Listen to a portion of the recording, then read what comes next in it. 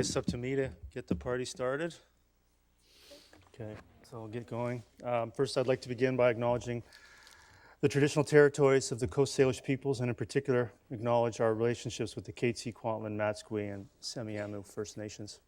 So with that, I'll call the regular meeting of council for November 14th to order. Get a motion to adopt and receive the agenda items, please. Someone's got a moved by Councillor Pratt, seconded by Councillor Van Popt. I'd like to suggest that we have Ms. Bauer, we have to amend it for the additional delegation, or is that correct? And I'd also like to propose another amendment as well. It can be moved with the delegation. Yeah, so we didn't do that, so I'll remember that for next time. But We generally move it with the additional delegation. So you've done that? Yes. Generally, okay. Yeah. So we'll just consider that move with the delegation. I'd like to suggest or take an amendment to move special close to be located after delegations and presentation. Anybody? Moved by Councillor Bailey, seconded by Councillor Ferguson. Show of hands. Does anybody object to that? Anybody? Show of hands. All in favor? Yeah. So that's so amended. Ms. Bauer, you've got that? Okay. So move on. Adoption of minutes. B1. Point of information. Yeah. Go ahead, Councillor Ferguson. I have my mic on, that's all. Yeah. Go ahead, Councillor Ferguson. I just wanted to clarify that my mic's working, that's all. Thank It you is very much working, yeah. indeed. I'm Okay. glad we clarified that. Thanks. Thank you. Yeah. Excuse me, Your Worship. Yes. We do need to vote on the agenda as amended.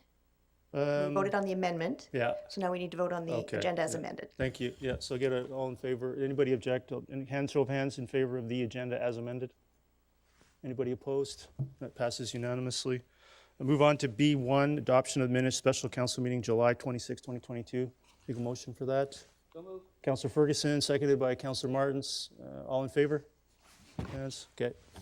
Move on to adoption of minutes, B2, inaugural council meeting on November 7th. I get a motion for that. Councillor Kuntz, seconded by Councillor Martins. All in favor? Show of hands. Thanks. Okay, that passes unanimously. So we'll move on to our first delegation, C1. Ms. Myrtle Cliff, come forward, please.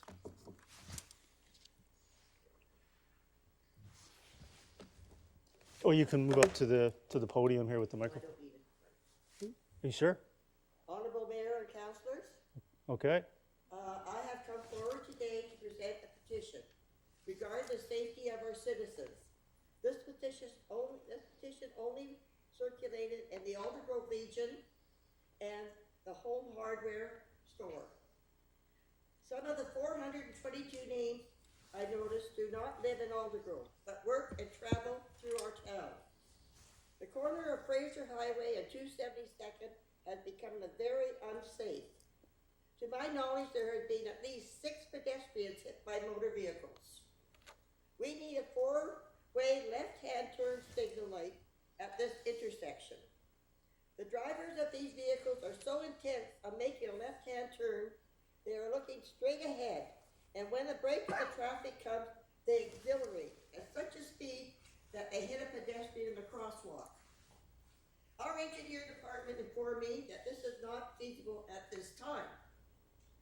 I wonder how, like magic, a left-hand turn signal light was put in place traveling east on Fraser Highway and 272nd to accommodate the buses to make a left-hand turn north.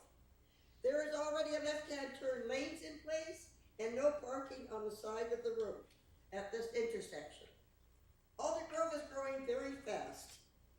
We, with a condominium being built on 272nd and the 3100 block of nearly 300 people and cars, and a care home on the 2800 block, where there will be numerous traffic through our town.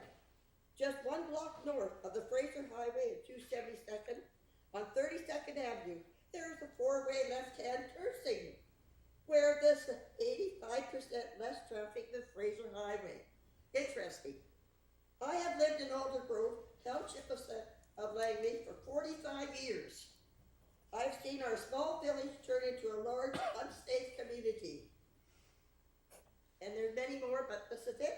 Thank you for your time, and please consider our request for a 4-way left-hand turn signal light at the corner of Fraser Highway and 272nd Street. And if one pedestrian gets killed on that corner, you wait and see. I have the Legion and the people of the Township of Langley behind me in Aldergrove. Thank you very much for your time. Thank you. I have a couple of questions from Councillor. If you could just stand by, because I have a couple of questions Any from. questions? Yes, there are. Councillor Martins. Hi, Ms. Cliff. Thank you very much for coming and speaking to us today. Public safety is near and dear to my heart, and I recognize that Aldergrove is growing, and we do need to have some flexibility about looking at these situations as they arise. And I would like to make a referral motion. We'll just conclude the delegation first. Do you have any Yep. questions for the delegate? No, No? Okay. thank you. Councillor Van Popte? Just have one, oh, Just sorry. one other question Ms. there, Cliff? Ms. Cliff. One more question from council. Just one quick question. The 6 pedestrians that have been hit, do you know what time period that is? Is that over a course of 1 year, 2 years, 5 years? Well, this has been through the years, like through the last, since the light was, this is since the actual walking lights were even put up. Okay. Because the idea is that they're in there walking, they think they're safe, and bang. And one pedestrian was on a scooter. He's a senior citizen. He got hit. He died 3 weeks later in the hospital, but he didn't die being hit by a vehicle. He died for complications of his illnesses and his problems. That's what I was told. Okay, thank you. All right. Thank you very much for your delegation. And ask for the next delegation, C2. Who was that from? That was that from? Yeah, Randhir Brar. Is he here? Yes, please come forward. Please come to the podium. Good afternoon, Honorable Mayor and Council. Could you just state your name and neighborhood for the record, please? Yes, my name is Randir Brar, and Thank you. Go ahead. I'd like to speak about the Agriculture Land Commission application number 100397. Please go ahead. Yeah. Yeah, like this is our application to get a permit or permission to park some trucks on the property. And I just want to go to some background about our business and like how we bought the property and what's going on there. So we run a trucking business, and we provide services like delivering groceries, produce, fruits, and vegetables, and other products like peat moss in the area. So we bought this property back in 2019. And our requirement at that time was to park 3-4 trucks, and the previous owner was parking like 8 to 10 trucks on the property. And when that property was for sale, so we came to the township to know if we can park 3-4 trucks there, and we were told like we can park up to 3 trucks at a time. And so then the property situation was very close to, it was backing on number 1 highway, and very close to that major intersection of 264th Street. And so that was a very ideal place for us to park our truck and run our business. And then we bought the property, and we used that property to park our trucks for about 1 year. And then we were contacted by bylaw inspector, and we were told like on that property we can't even park 3 trucks. So nothing is allowed. So since then that property is vacant. And then inspector advised us that we need to get the proper zoning and the permits if we want to park it. So then we hired a consultancy from OTG Development. They advised like we have to apply for a non-farm use, and that's why like we're here today. And so this proper like, but when sorry. We understand like the township staff is not in favor to refer this application to Agriculture Land Commission, and because they are abiding the general policy that in province-wide no farmland should be converted to any other non-farm use, because BC as a province very minimum agriculture land. That's like province-wide policy. But if we look at the situation of this property only, this property is to say it's about 2.2 acres, and but when we take in the consideration that there are water course and setbacks, and if we think to agriculture or farm this property, it's less than 1 acre which we can develop as a farm. And if we see that small parcel, if we try to do the farming there, it's not feasible and won't worth it. So the second use we could think about the property is like we could build a house there, But if we see like it's backing on number one highway, which is like thousands vehicle pass nearby, and it's not even ideal place to have a residency there. And so even we, like when we came to know like we can park truck there, we tried to sell it for 1 year to somebody to build a house there, and we couldn't find a buyer for the property. And so the property is vacant since then. And so now so the property is at this point is really like we can say useless, and it's not being farmed. It's not can't be residency, and there's no other use we can think about it. So in the past, like the property was targeted by like bad elements. So somebody was throwing the garbage on the property and soil, and we were asked by the township to remove it, and which we spent money to remove that all the garbage from the property. And even recently, like not like few months ago, we were called that somebody was storing the stolen cars or hiding the stolen cars on the property, and this is how the property is being targeted. And so because we can't do anything with it, so the only best use we could think is like if we can get some truck parking there. Like currently our requirement is not 3 trucks. Now we are about 10 truck parking which we require.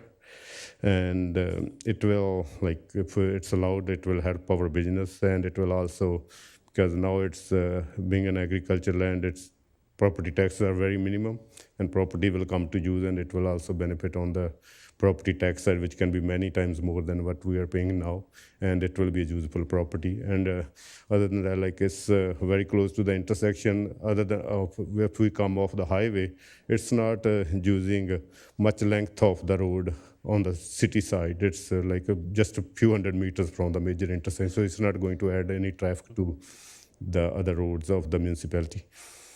And so even the parking in this area is a major problem. Like even we want to park our truck somewhere else, like it's really hard to find any parking. It's not even available, regardless how much you want to pay. And so even if we are allowed on temporary basis, like we will not be building any permanent structure there. We will fully cooperate with the township. If there's any future plan about this area, structure plan, we will fully cooperate, and we will remove our trucks and everything if it's required for any other better use in the future. Do you have anything else? You're over 5 minutes. Oh, I'm done. Are you done? Okay, thanks. Thank you very much. Thanks for the time. Just stay there. I have a few questions from council. Councillor Pratt. Yeah, thanks for being here today, Mr. Barr. I had a question through the mayor to staff, perhaps to Mr. Backen. Do you have any questions of the delegation? I do. So you can ask your questions of staff when we address the delegation. Perfect. So then, what was the reason? Because I know at least in the RU1 zone, there are up to 3 trucks or commercial vehicles allowed to be parked on a site. Was it because you didn't have a primary use that these trucks were being parked accessory to, or was it just flat out?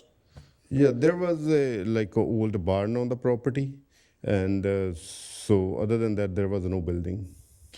So have they not recommended that you rezone to an already compatible use, I should say, with the rural plan? Because if you didn't have to necessarily apply for a non-farm use, you can apply for another rural zone, which does allow 3 truck accessory parking. So like 3 trucks won't, like at this point, if we can get for the 10 trucks, we are just grown a little bit, so we want to have it for 10 trucks. Okay, thank you. Is that good, Councillor Pratt? Good. Councillor Ferguson? Yeah, thank you, Mr. Barr, for coming tonight. I will want to repeat what Councillor Pratt has already said. The interesting thing, did you or your representatives have an opportunity to go directly to the Agricultural Land Commission and ask you what they thought about parking trucks on agricultural land? I don't think so. Like I'm not aware of it. If my consultant because that would be, them. I know you're under the agenda under E6. I think that would be a good first step, because we are responsible to the Agricultural Land Commission. They make the final decision no matter what we do here. Yes. So it's good to know what your chances are when you get there prior to whatever community makes that decision, whether it's us or Abbotsford or anything else. And plus, we are a regulated community as well. So that would be my suggestion, depending on how it goes tonight. But that would be your next step. But thank you very much for coming. Thank you. So I will request your referral to ALC, so then it can be decided by ALC later. No, we understand. Okay, thank you very much Thank for you. your delegation. So I'm just a note for Councillor. I want to try something a little different than the previous mayor. We would typically leave dealing with delegations until other business. Ms. Bauer, is there any harm in dealing with them or any issue dealing with them while the delegates are here to witness what we do with them? No, that would be fine. Okay, so if anybody from council would like to do anything with either delegation? Councillor Martins? All right. Yeah, so, and I apologize, I'm still sorting out the system here, but with regards to the delegation number 1 from Ms. Clift, I would like to make a referral motion, refer it to, for report from staff for any ongoing improvements at the intersection at 272 and Fraser Highway that we might be able to look at. I think that is a very important thing. Like I said, public safety comes first. Is there a seconder to that? Councillor Bailey seconds that. Is there anybody who want to discuss that any further? Do you want to speak to it? I think you already did, Councillor Martins. You spoke to it already. You good? Yeah. Councillor Van Popta? Just if we could add to that, that we get past information on any reports that have happened in the past. Based on her delegation, it sounds like there have been some requests made and some information from engineering that was given to her. I'd like to know what those were. Mr. Bragg, you take that as direction, it'll be fine. Okay, thank you. Anything else from anyone? We'll call the question on that, please. That would be C. Still getting used to this software. Okay, so you got to vote. People have to vote, yeah. Okay, so that carries unanimously with Councillor Richter absent. Anything else from that? Okay, so we'll move on. So we're going to move on to resolving into special close. So before we do that, before I take a motion to resolve in special close, I just want to mention for the audience, apologize in advance. We did make a small change. We are going to resolve into special closed and then come back for the completion of the regular meeting. So apologize for having everybody here and then waiting for us to return from special closed. It'll be an unknown amount of time, but we're going to try to get through it as quickly as we can. So with that, I'll take a motion to resolve in special closed. Moved by Councillor Bailey, seconded by Councillor Pratt. Does anybody want to speak to that, add any items? If you have items to add, you need to request to speak. Councillor Bailey? Yeah, I'd like to add 2 items to the special closed meeting, and they're legal. 2 legal items. Councillor Kunst? Yeah, I have a legal item. Good. Councillor Pratt? Yeah, I have one item relating to property.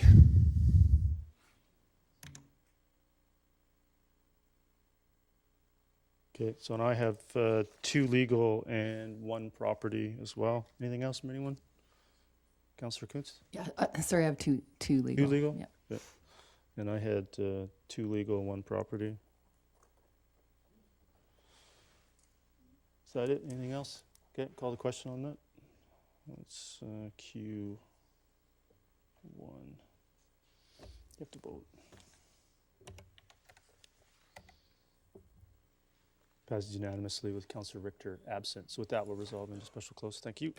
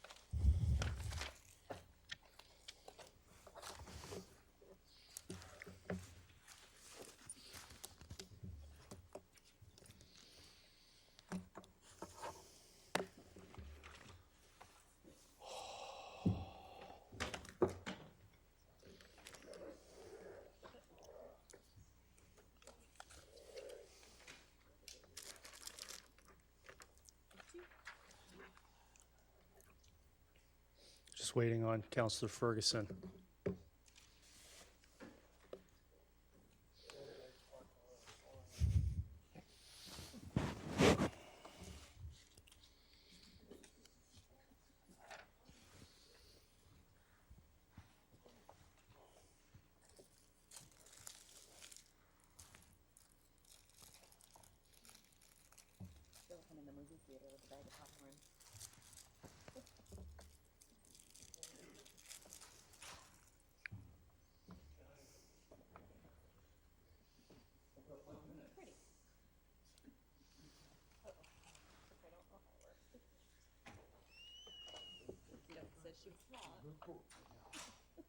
Okay, so we'll get going again, Ms. Bauer, reconvene. We'll get going with item E1, so take a motion, please. Moved by Councillor Pratt, seconded by Councillor Martins. Any discussion? Yep, so I'll get going here, yep. Councillor Kunst? Yeah, is there a reason why the Township of Langley elections never make it on the global or CTV or something? And this question gets asked me all the time because they think it's our fault and that we're not counting fast enough or something. So anyway, I don't know if Ms. Bauer, do you have any commentary on that? Not particularly, no. Yeah, okay, thank you. yeah. Councillor Ferguson? Thank you, Mr. Mayor. I did want to compliment the staff for the work they did. Elections are important, and we hear a lot in the news every day about elections. And I believe they did a stellar job, and I want to compliment them. Thank you, Mr. Mayor. Yeah, thanks, Councillor Ferguson. Yeah, I'm also going to add to that. It's a very, very smooth process.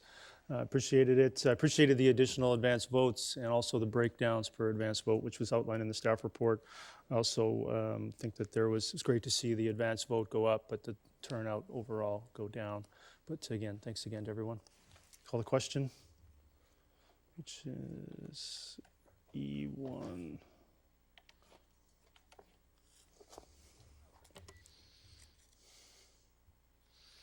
Motion carries unanimously. Move on to E2. I get a motion, please. You guys got to jump faster. Councillor Pratt, moved by Councillor Pratt, seconded by Councillor Kunst. Any discussion? Councillor Van Popta. Yeah, I just have questions regarding the Infrastructure Canada Active Transportation Fund, through your worship to staff. Can somebody, I mean, I read it, but can somebody clarify the purpose of that? Because based on reading the breakdown, it sounds like it's for road widening on 96 between 204th and 208th. And I want to make sure that that's what it's for, because right now on 96, we've got some sort of new bike lane going in. And is this money being used for that, or is it for the purpose of road widening? Mr. Backer, Mr. Sefi. Thank you, Your Worship, and thank you for the question. Through you, Your Worship, the intent is to take advantage of external funding. We have planned, the township has planned to widen certain sections of the road, components of which are eligible for the grant. So even though, I guess, yes, it is a bit confusing, but the fact is that on 96th Avenue, we are planning on widening, but not the widening itself, but rather the active transportation component is eligible for the grant. Therefore, that's the component that we are actually applying for. And the rest of the funding, I guess, would be coming from prior years, which have been included and approved by council. So I don't know if that makes sense. Kind of. So there's like, because we're going to have to additional funding of $6.7 million. And is the road widening for the purpose of widening the road, or is it for adding in that bike lane? The only project, as you can see on the table on page 4, that does not currently have the funding is the multi-use pathway on 96th Avenue that will be subject to council's consideration of approval as part of the 2023 budget process going forward. The rest of the projects, they all have, as far as the multi-use pathways are concerned, which are the component that are eligible for external grant funding, are already included. Can you clarify what multi-use pathway is then? That would be the bike and pedestrian pathways that typically go alongside arterial roads. Okay, so not the current plastic dividers that are there on 96 right now? No, this would be ultimate standards of a multi-use pathway, which again would be for pedestrian and cyclists. Okay, thank you. Not seeing anything further, I'll call the question.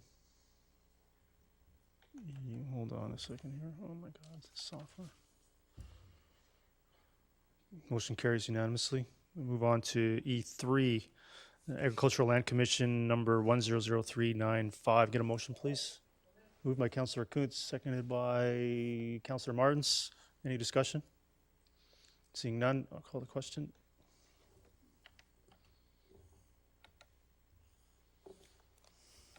Did mine not go through? Mine's That not. carries unanimously. Moving on to E4, Agricultural Land Commission application number 100404. Get a motion, please. Moved by Councillor Bailey, seconded by Councillor Ferguson. Any discussion? Seeing none, I'll call the question.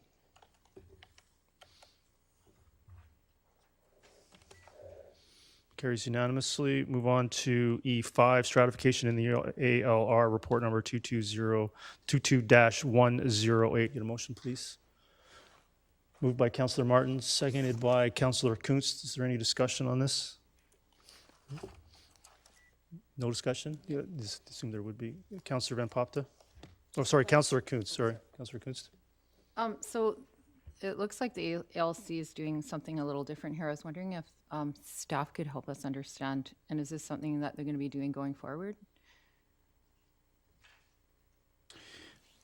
Your Worship, through you to Councillor Kunst, the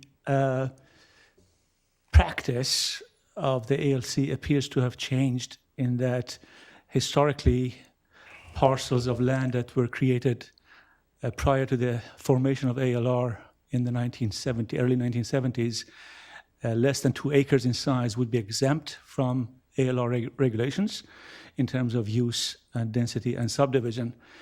In terms of use, but not subdivision. More recently, the ALC has determined that even subdivision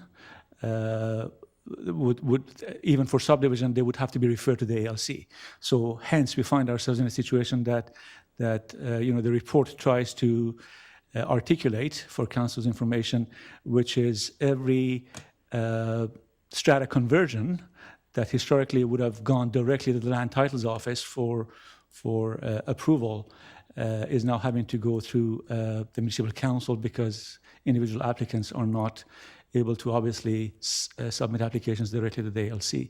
So that's why we have existing applications, 5 of them, as you can see on this map, that are being referred to council with a recommendation that all of them be endorsed because they are caught, if you will, for the lack of a better term, with the new interpretation of the act and the process that the ALC has determined to be appropriate, which is the referral to municipal council.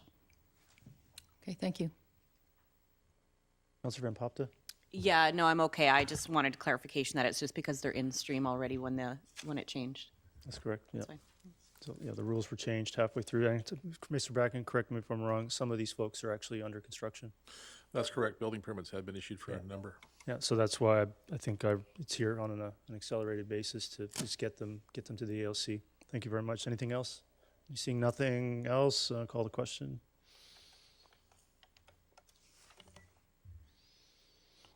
Motion carries unanimously.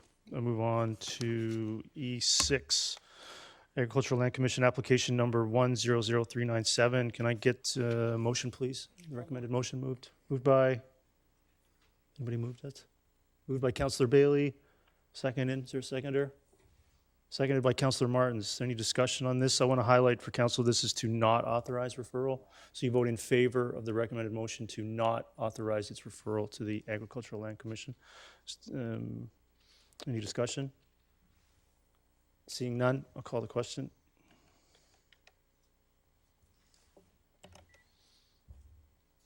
Carries unanimously.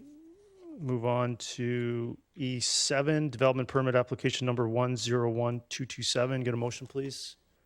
Moved by Councillor Kuntz, seconded by Councillor Van Popta. Any discussion? Councillor Van Popta. Yeah, just looking at the application, I'm happy to see the amount of permeable parking pads for the exterior parking requirements.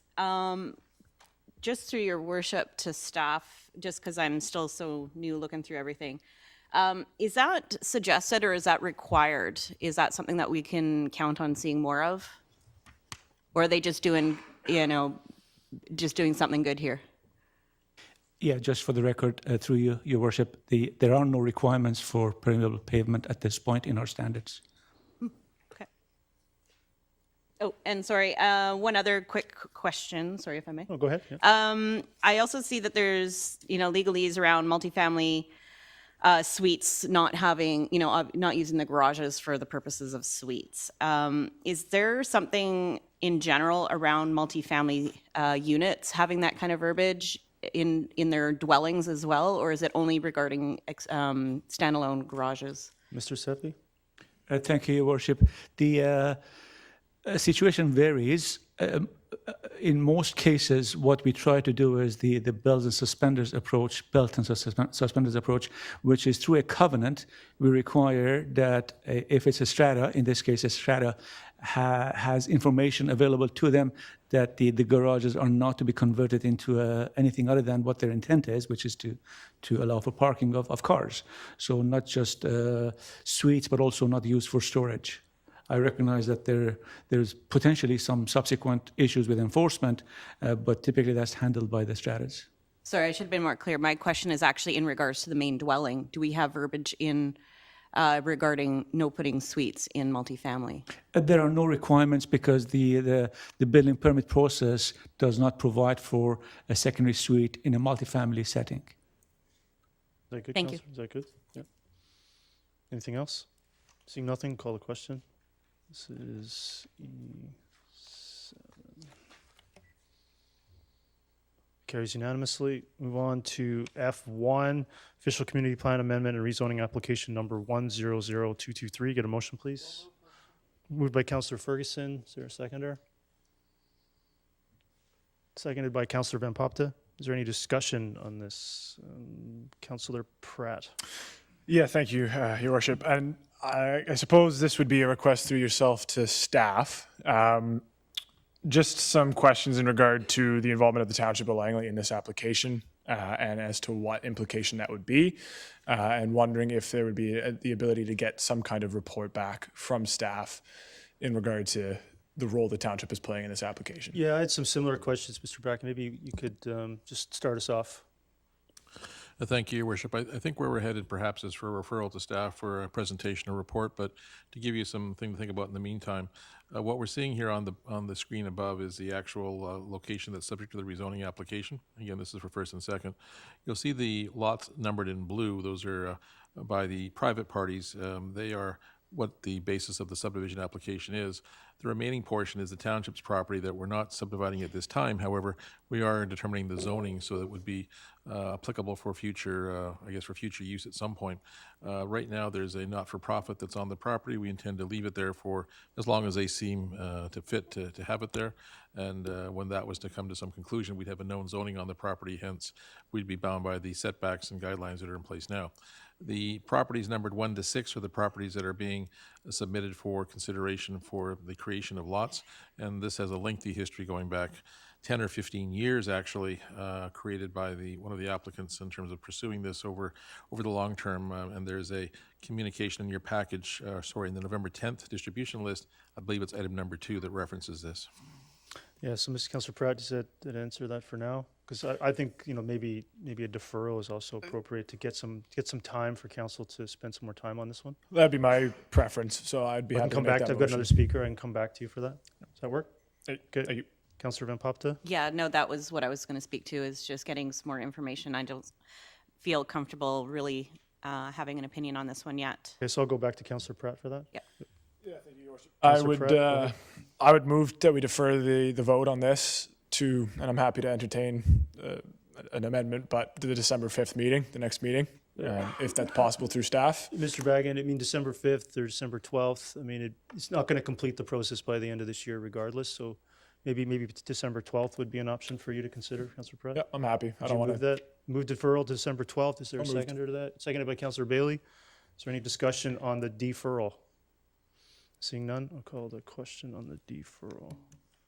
F1. That carries unanimously. Move on to F2, rezoning application number 100673 and development permit application number 101333, running concurrently. I'll get a motion, please. Moved by Councillor Kuntz, seconded by Councillor Pratt. Is there any discussion on F2? Councillor Van Popta. I just have some general concerns in regards to looking at the elevations and looking at the floor plans. This goes back to my previous comments regarding multifamily and the capability of putting suites in them, whether legally or illegally. I noticed that in the basement of these units, they've got a bar fridge and a oversized mechanical room, which would be a good spot for a secondary washer dryer. And then with the, with the patio door and the walkout basement, I'm just really concerned in this type of area that we're possibly allowing indirectly people to put in suites into their, into their townhouses in the main floor. It says, it's a rec room, it's a bar sink, but reading between the lines and how these things work, I have concerns that we don't have kind of stipulations about how we can curb illegal suites in these type of areas in multifamily units. Just have a question. Do you have a question through staff on that? Do we have parameters or policies regarding bar sinks or even just patio door? Is there something that we can do to ensure that these things don't happen outside? Covenants are great, but people still walk through them. Yeah, Mr. Sefi, I'm going to pass this through to staff, but I also want to highlight maybe that's a question applicable to all applications, not just Yes, sorry, this is a general Just question to all Just a multifamily. general question specific to this application, Mr. Sefi, but of course also applicable to all. Thank you, Your Worship. I guess in terms of bars, there are no provisions for us to actually prevent construction of bars or even things that may look like somebody is planning on circumventing the process and constructing something that is not legally allowed. We don't really have the ability to prevent them from doing that, with the exception of window wells. So typically, if a basement is livable, one would like to provide some penetration of lighting, and window wells are not provided for or not permitted in areas that there's no provision for secondary suites. Other than that, it's really through the building permit process where we don't allow for the provision of secondary cooking facilities, for the electrical wiring, for all the plumbing that needs to be there to support a secondary suite. Those are not allowed.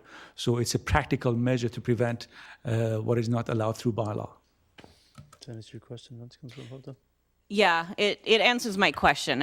Obviously it's just how can we prevent this, or maybe I'll take that offline about creating some policies regarding multifamily. So I would suggest here we're at bylaws for first and second reading, so we're not approving this in principle tonight. If you wanted to do some research or take it offline with staff, and then you'd have some opportunity to revisit this at this particular application at a later date. Yep. That makes sense? Okay. So bylaw for first and second reading. Not seeing any other speak. Anyone else?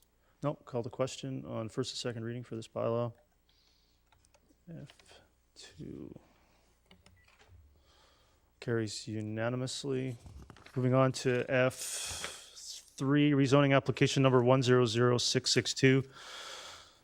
Get a motion, please. Bylaw number 5817. Get a motion, please. Moved by Councillor Kuntz, seconded by Councillor Martins. Councillor Pratt. Yeah, thank you, Your Worship. Before I get to the crux of it, I had a question through you to staff, if I so may. Yeah, go ahead. Was there any interest from the applicant for an OCP amendment from the single family designation that it has to something more akin to what is just immediately south, the Townhouse C? And were there any discussions in that regard? Mr. Sefi, are you aware of anything along those lines?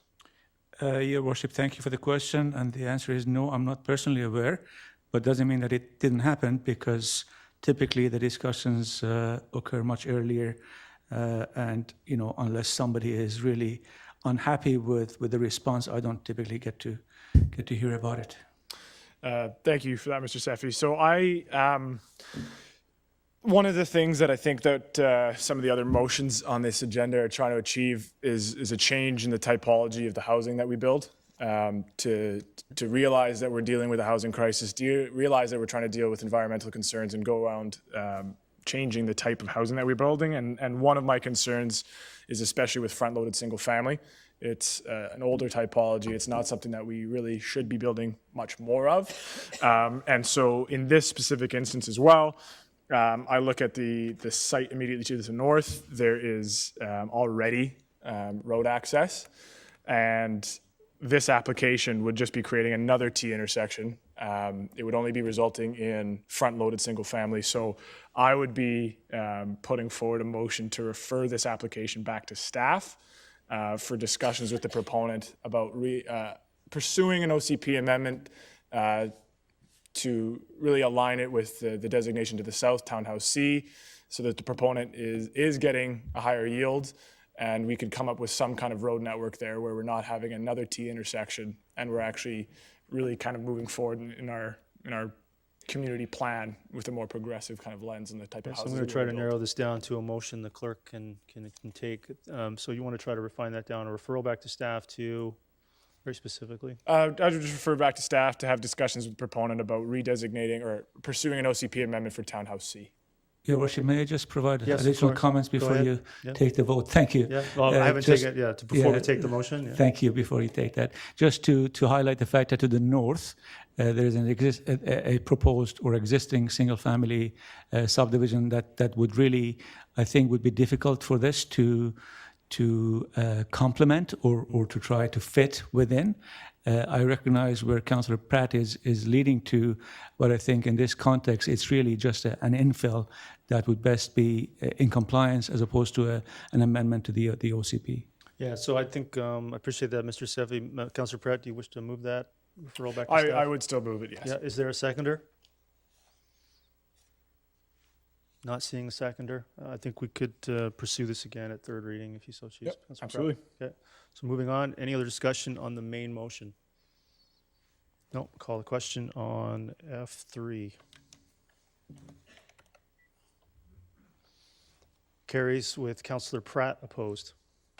Moving on to bylaws for first, second, and third reading, G1, council procedure amendments, bylaw number 5823. Get a motion, please. I'd like to, just before somebody moves it, I would like to call for a motion to move it without item 3. Also move that, Mr. Mayor. Renaming mayor and council report. Ms. Bauer, we'll leave it named at that, I believe, if council so decides. Get that moved by Councillor Ferguson, seconded by Councillor Martins. Any discussion on these particular amendments to the council procedure bylaw? Seeing none, I'll call the question on G1. Carries unanimously. Move on to H1, bylaws for that third consideration at third reading, H1 rezoning application number 100660 and bylaw number 5790. Get a motion, please. Moved by Councillor Kunst, seconded by Councillor Van Popte. Is there any discussion on H1 at third reading? Seeing none, I'll call the question for H. Go back? I'm not sure how to go back. How do I go back? I'm not seeing anybody. Oh, there we are. Sorry. Councillor Pratt. Sorry about that. Thank you, Your Worship, and thank you, Councillor Ferguson. It'd be the same concern I had with the application that I would have just tried to refer to staff. With this, the same typology. Just to hold you up there, Mr. Sevi or Ms. Bauer, can you bring it up on the screen for council, please, the layout of this particular proposal?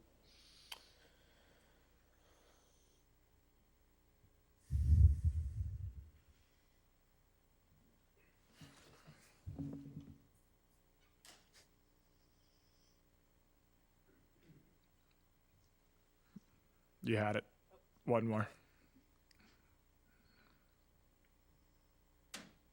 Keep going. There we are. That one there, I believe. Can you show, I think it's the next slide. Two more.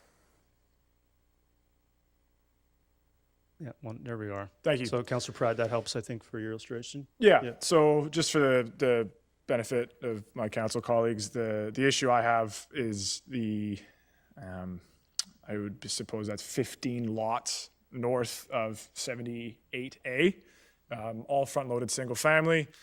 It's not going to be resulting in much community benefit. It's not the type of housing that I prefer to see built. So that would be my purpose of referral again. But I Move a referral. There's no other speakers. You wish to move a referral? I move to refer it back to You want to be staff. so you want to make a referral back to staff to? This wouldn't, I don't believe, and through your worship to staff, I don't believe this one would require an OCP amendment, seeing as it's already designated mixed residential. It might require. You just help us here a bit, Mr. Beckman, with a referral motion to capture the intent of Councillor Pratt. I believe it's to refer it back to staff to look at increased density for the application. Would it be fair to say, Councillor Pratt, to refer it back to staff to remove front-loaded single-family as a, That would be correct. so to not pursue or not have any longer front-loaded single-family to be part of this development application? Would that be a fair summary of your referral motion, that would Councillor be Pratt? fair. Is there a seconder to that? Not seeing a seconder, Councillor Pratt. We'll move on. Any other speakers on, what are we at here again? H1.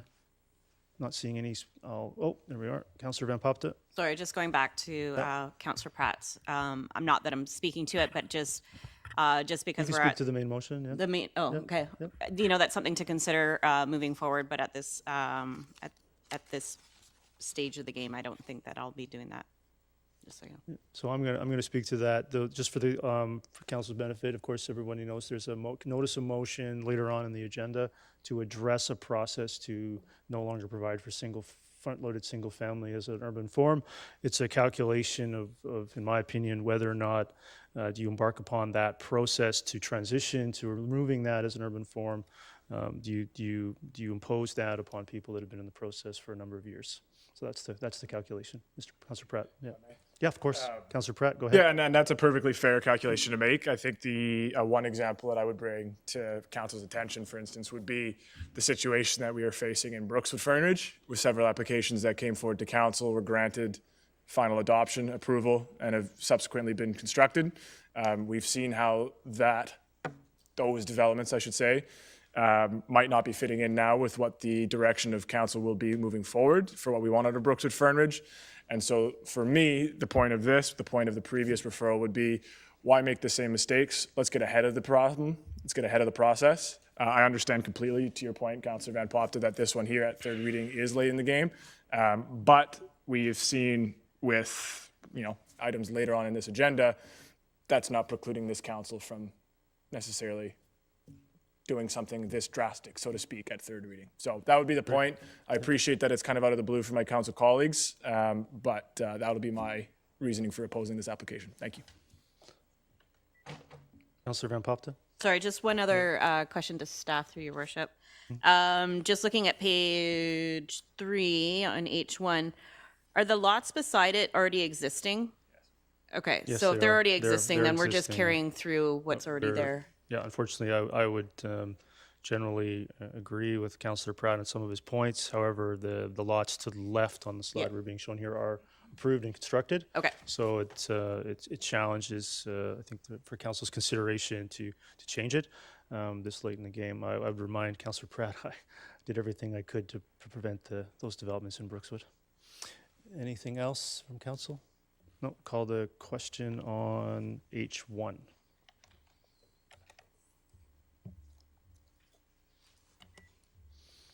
Carries with Councillor Pratt opposed.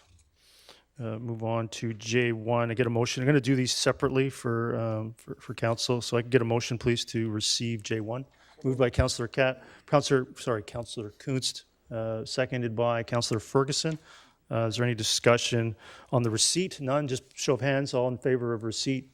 Receipt carries unanimously. Is there anybody that wishes to speak to this? Who I got here? Councillor Kunst. Seems like this is an ongoing situation. Oh, sorry. With the cost to for traffic, that if we could just maybe make so that they don't have to keep coming back, that this should be something that we would just approve. So this is on. It's on. certainly on my radar to bring something back to council to try to address. This has been coming up year after year, so I think we would like to try to, I think we're on the same page to try to resolve this. Would anybody be willing to consider a motion to fund this request from council contingency to ensure the event goes ahead? Moved by Councillor Pratt, seconded by Councillor Martins. Anybody want to speak to the motion to fund it from council contingency? Councillor Ferguson. Yeah, thank you, Mr. Mayor. Just through the chair, just a quick question. I understand that through the letters and correspondence and otherwise, that the agency had, the not-for-profit agencies had changed, I guess, members and other things, and they were slow in getting their application in, didn't meet the application deadline, if I may, through the chair? Yes, you may. Mr. Bracken? I think their application may have made it in the first instance, but when they determined the cost of these traffic calming measures or the traffic control measures that were in place, it became very difficult. So we're seeing those go up exponentially in the last year or so, and I believe that's what's generating this request for further consideration. Okay, I guess that question does keep coming up, and another member of council mentioned as well. What is getting in the way of these like simple traffic calming measures or whatever you want to call it? It seems to be expanding exponentially.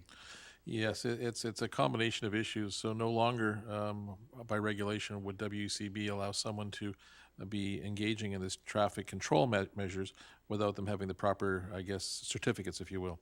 Likewise, when you get into that level then, in terms of the firms that are providing the services, they have their own collective agreement obligations, and as such then we're looking at going from being volunteers at a small cost to people that are effectively working for double time in terms of their collective bargaining rights. So as a consequence, we're seeing the prices go up, and I think it's driven primarily by the regulation that the parties undertaking the traffic control be certified and have the proper training so that they can make sure that we avoid any health and safety issues. Okay, thank you. I'll call the question on the funding request. Oh, come on. That carries unanimously. I'm going to move on to J2. Just get a motion to receive. So we have to receive it. Moved by Councillor Pratt, seconded by Councillor Van Popta. I'll call the question on receipt. Receipt carries unanimously. Moving on, unless there's any discussion on these. No, moving on to minutes of committees. There are none. Mayor and council report. It's only been a week. I'm going to skip that. Does anybody else on council wish to report anything? You want to report something, Councillor Ferguson? Go ahead, Councillor Ferguson. As we know, it was November 11th, and a number of us went down to the cenotaphs and in the four regions, both yourself, myself, and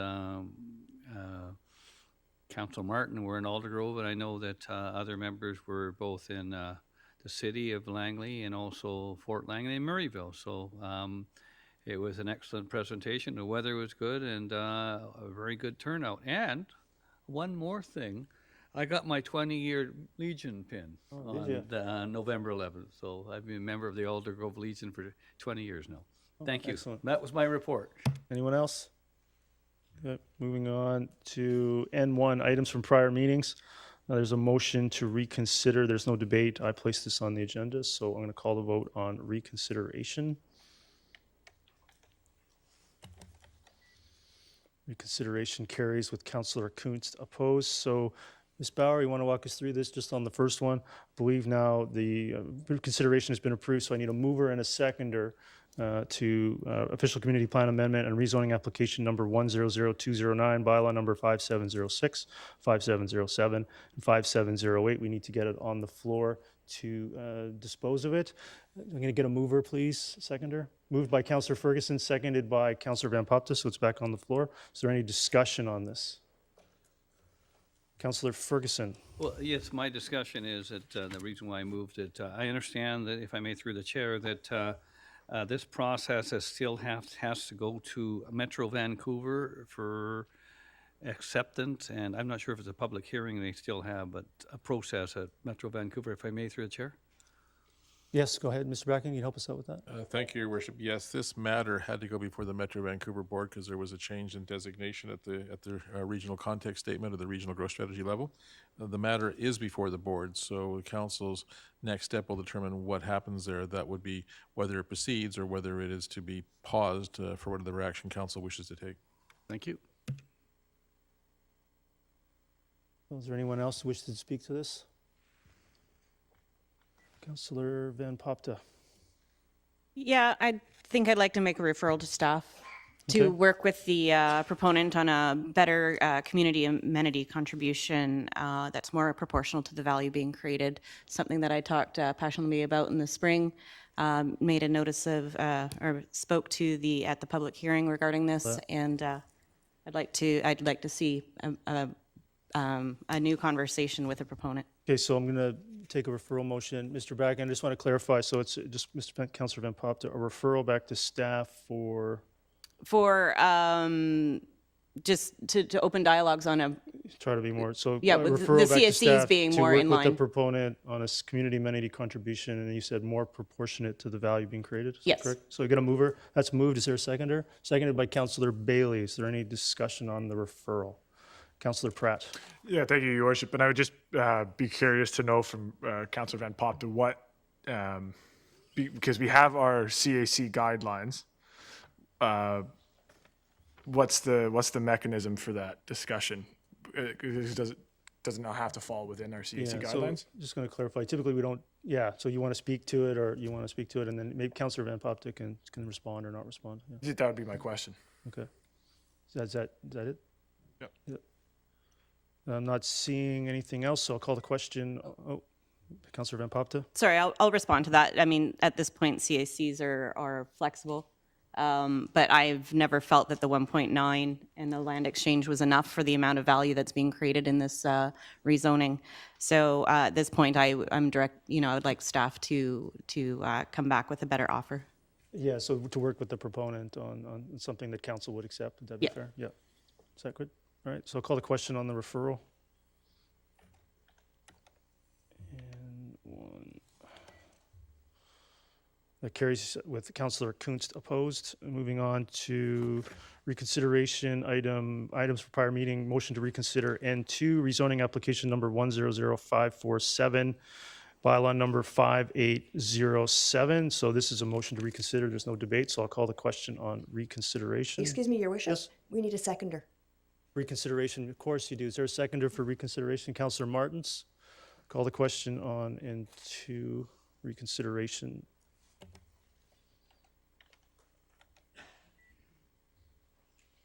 That carries with Councillor Kunst opposed, so it's not back on the floor. So I can get a mover, please. Mover, please. Mover. Moved by Councillor Van Popta. Is there a seconder? Councillor Bailey seconds. Is there any discussion on N2? Oh, Councillor Bailey. Yeah, I wonder if, being new to this process, would like to have this referred. I'm looking at this, and I've got a bunch of questions about the roads and services, walkability, just a lot of things, additional density. I'm not quite sure, so I would move to refer. Mr. Just not seeing any other speakers. Mr. Bracken, you can help Mr. Councillor Bailey with a referral motion that would be appropriate for what he outlined. Thank you, Your Worship. I think it may be to refer to staff to work with the proponent to consider and clarify the road network, pathways, and density. Correct. Does that sound correct, Mr. Councillor Bailey? Yes. Yeah. All right, so is there a seconder to that referral? Seconded by Councillor Martins. Is there any discussion on the referral of N2? Seeing none, I'll call the question on the referral. Whoops, I hit the wrong number. That carries with Councillor Kunst opposed. Ms. Bauer, I think I hit the wrong number on that one. Okay. All right, so moving on to N3, I'll move reconsideration. Is there a seconder for reconsideration? Seconded by Councillor Martins. So call the question on reconsideration of N3. That carries with Councillor Kunst opposed. So it's now back on the floor. Can I get a mover, please? Official Community Plan Amendment and rezoning application number 100191, bylaw number 5786 and bylaw 5787. Can I get a mover, please? Someone's got to move these. Moved by Councillor Van Popta, seconded by Councillor Pratt. So any discussion on N3? Councillor Bailey, do you wish to refer the N3 in the same mode of N2? So you need to request to speak. So on that, request to speak. It's the other one. There we go. Councillor Bailey, go ahead. Damn buttons, I can't figure them out here. There we go. That's Yeah. it. The swear jar. Yeah. That's first one. That's not a swear word. Okay, so this is, we're going to have a disagreement on what bad words are and what bad words aren't.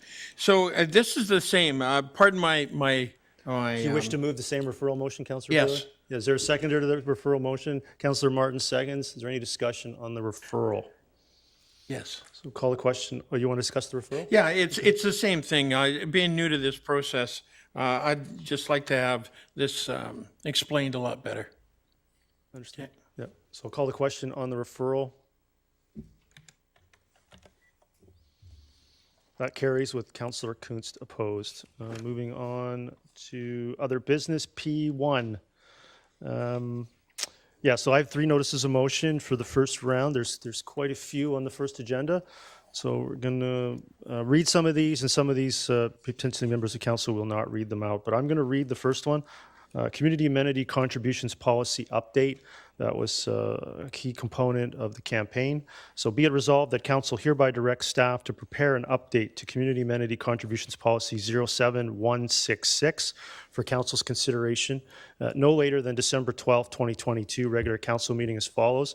A new climate action fund related to mitigating environmental impacts originating from development upon the Township of Langley for items within its climate action strategy related to corporate buildings, habitat preservation, and agricultural areas.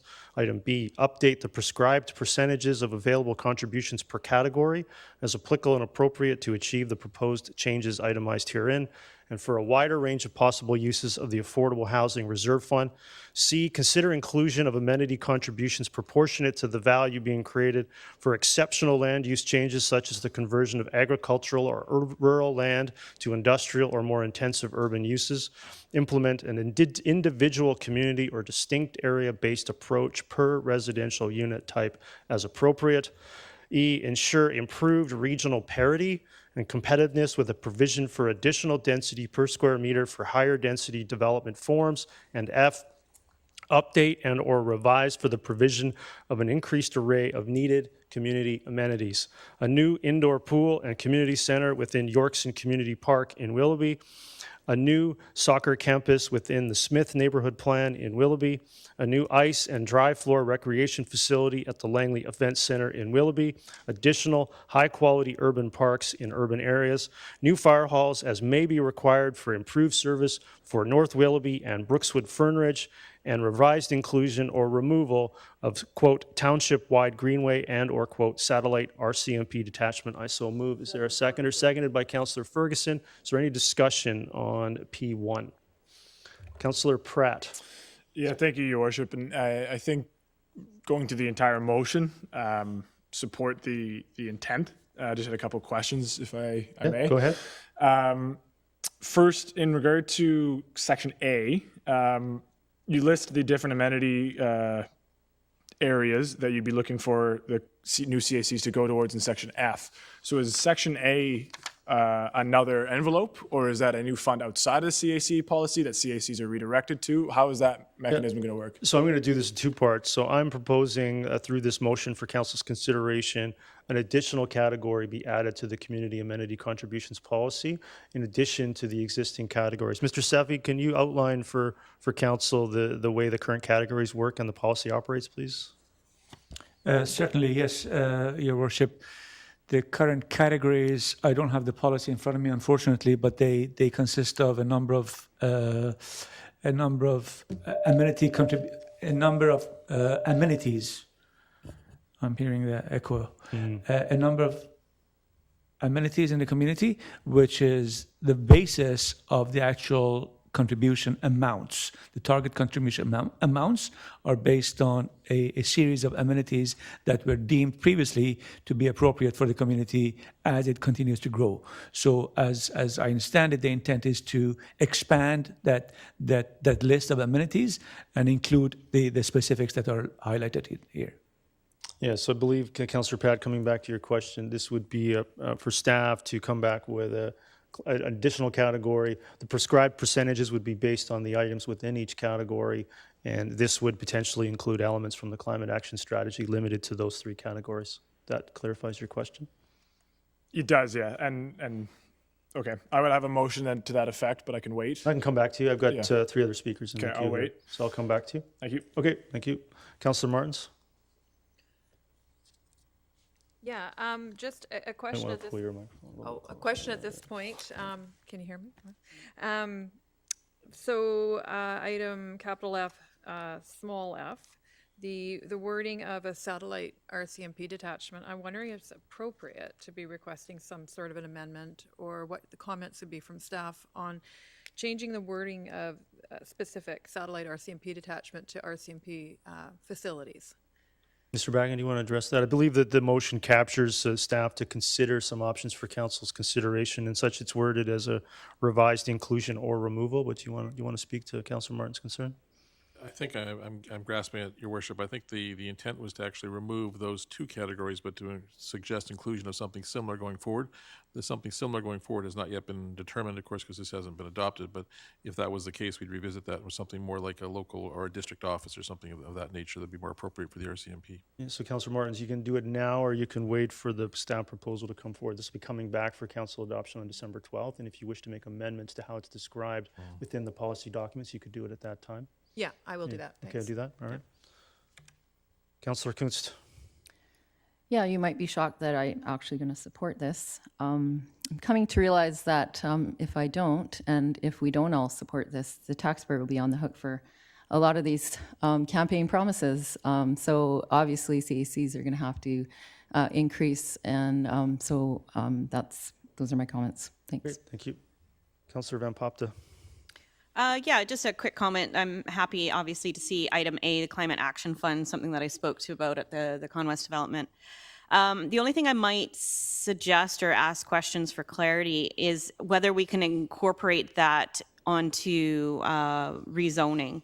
So right here, it's limited to corporate buildings, habitat preservation, yeah. agricultural. So we can clarify that Mr. Sevi, can you clarify for new members of council that the community amenity contributions council policy applies to all rezoning applications, please?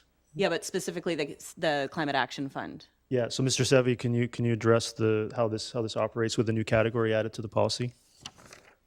Yes, thank you, Your Worship. The new category would be added, as well as the application of the policy collectively. As I read the entirety of the resolution, Your Worship, staff's understanding would be that a new category would be added such that we have consideration for non-residential developments, and then include as an amenity contribution the need for us to look at climate action.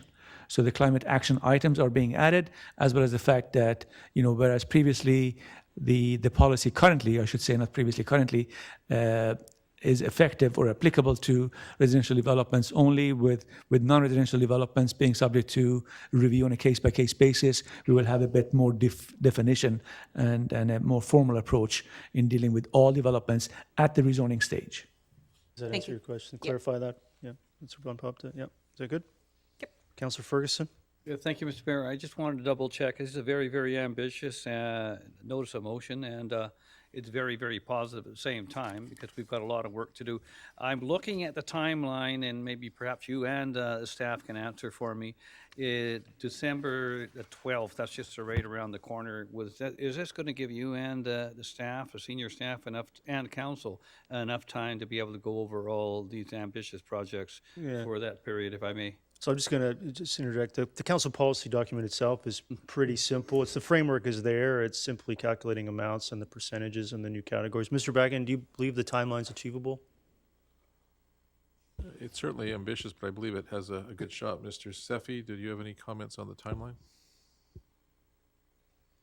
how can I possibly say something other than what you've said, Mr. Becken, and the mayor's desire, the council's desire? It is going to be ambitious, yes. It is challenging, but certainly this is essentially the direction from council, and we will put everything else aside and try to accomplish this. I think it's incumbent upon staff to advise council that some I guess more detailed analyses, or I should say involvement of stakeholders, will likely not occur, which is typical of a process such as this one because of the timelines. But otherwise, yes, we will try and achieve it, certainly with council's direction. So just a supplemental, let me just break it down a little bit more. I'm sure that many of these aspects in the report, in this particular notice of motion, Park and Rec and other things, I'm sure that you and your staff have at least pondered or gone through and have some ideas moving forward prior even to this notice of motion. Would that be fair, if I may, through the chair, to either Mr. Backen, Mr. Winslade, or even Mr. Safey, all three of them, if I may?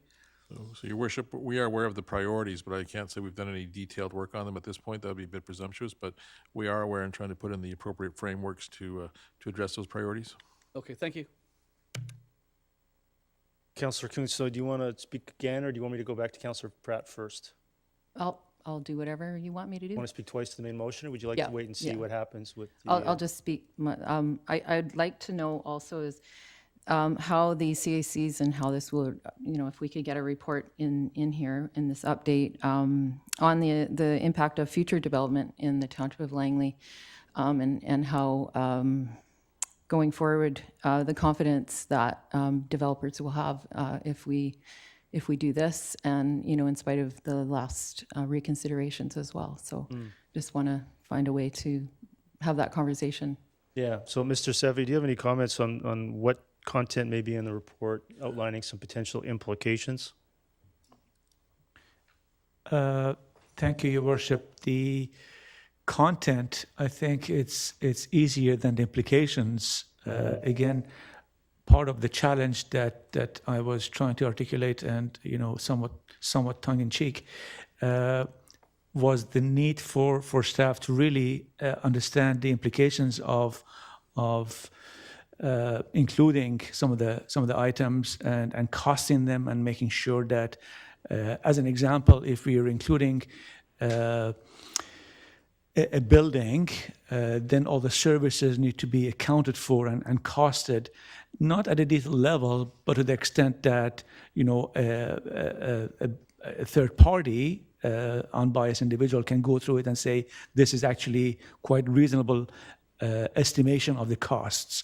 So that will be something that I think might take more of staff time to try and provide, I guess, reasonable estimates to the amenities and the list of goods, if you will, that will then go to the formation of the CACs. So the content is easier to ascertain. The implications may be a bit more challenging. So if we have to request council's consideration of extension, then I guess on the 5th of December we will be in a better position to ask for that. Yeah, so I think Councillor Kuntz said, I would highlight again E. So there is an attempt to go for regional parity and competitiveness. So as we highlighted in the last few months, some of our rates are distinctly lower than other municipalities. So it's been, your concern hasn't been less on my end in regards to us not really going beyond what other municipalities are already doing and have been doing for some time. Thank you. Okay, thanks. Councillor Pratt? Yeah, thank you, Your Worship. And I think, going back to my earlier comments, I'd like to make a motion. And it's an amendment. And if you drill really down into the climate action strategy, you'll realize that one of the biggest emitters or the biggest causes of harm to our climate locally is our transportation network and how we get around. And so with Clause A, specific mention of corporate buildings, habitat preservation, and agricultural areas, I'd move that we amend it to include mention of transportation infrastructure projects. So specifically to transportation projects that help us meet our climate goals as per the climate action strategy. That originate from development. Correct. Yeah, consistent with the previous portion of the motion. So do you want to, so you move that amendment? Is there a seconder to that amendment? Seconded by Councillor Bailey. Just want to get it read back so the clerk has Councillor Pratt's intent captured.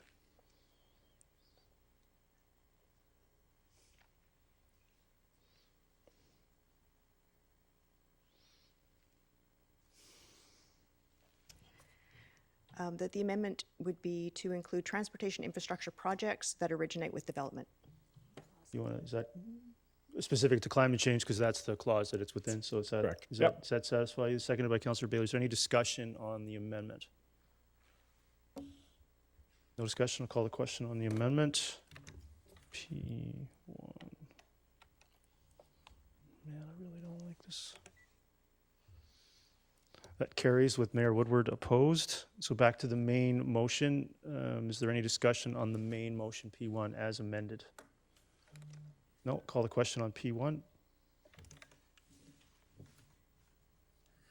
That carries unanimously. Moving on to P2. Another notice of motion for myself, community and policy planning priorities, and specific to that department, which was formerly known as long-range planning. Be it resolved that council hereby directs community policy and planning to proceed with new and revised priorities at the exception of all others as follows. Complete an update to the Community Amenity Contributions Council Policy 07166 as may or may not have been so directed by council. Complete a review and update of neighborhood plans within Willoughby to 1, achieve alignment of terminology and a consistency of land use provisions and approaches. 2, update single-family and commercial urban designations to more modern standards. And 3, other potential revisions for improved development processing timelines as may be possible within the reasonable timeframe for completion and is discussed by council. C, complete a consolidation of multiple greenway amenity policies within the Willoughby Community Plan, replaced by one clear and consistent council policy adjusted as needed to ultimately complete the amenities outlined therein. D, complete the Booth, Rynn, and Fernridge neighborhood plans currently in draft form with economic reconsideration of some prescribed urban forms combined with the proposed community amenity requirements, land use designations, and restrictions for the additional preservation of mature trees along with development. E, complete an update of the Williams neighborhood plan to provide for more residential density and mixed-use developments and urban park areas as may be applicable and appropriate with consideration of additional community amenity contributions specific to the Williams neighborhood plan. F, complete an update to the Smith neighborhood plan to ensure its economic viability, particularly as it relates to major roads and the provision of additional recreational and community amenities with consideration of additional community amenity contributions specific to the Smith neighborhood plan.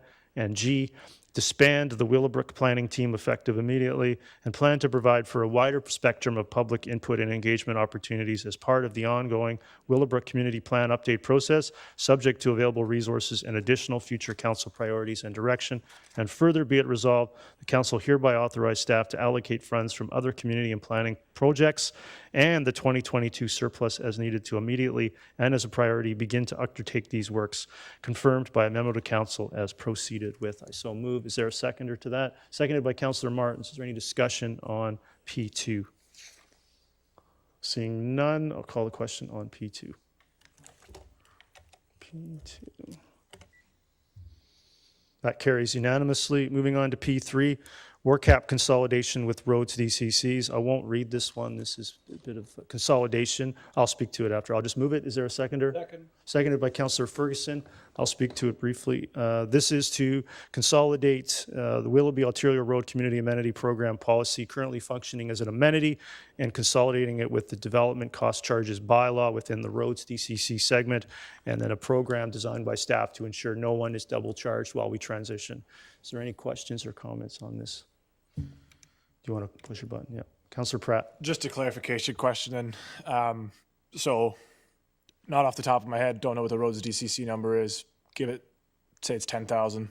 WRCAP's say 1,000. Is this going to result in then a DCC of 11,000 at the end of this? Yeah. So what I would highlight is the motion is to bring forward for council consideration an update to the DCC's bylaw. So that would be outlined for council's consideration prior to first, second, and third reading of that bylaw and forwarding it to the province. So you would see all those numbers prior to having it move further within the process.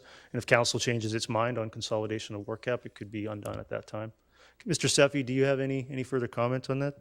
Thank you, Your Worship. I guess just specifically in response to Councillor Pratt's question, it will not be a 10 plus 1 equals 11 kind of a analysis because the WRCAP applicable area is much smaller than the DCC. We have a DCC program that is township-wide, whereas WRCAP was only applicable to portions of Willoughby.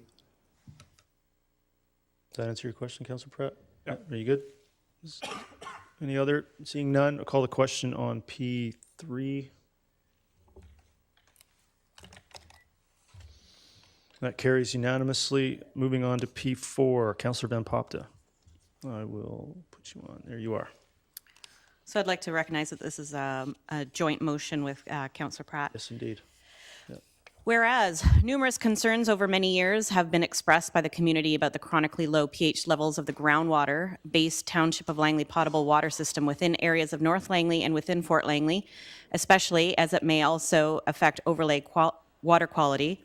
2, the water supply and distribution system with Metro Vancouver for North Langley has sufficient capacity for supply additional quantities of potable water to Walnut Grove and Fort Langley from the Coquitlam Reservoir.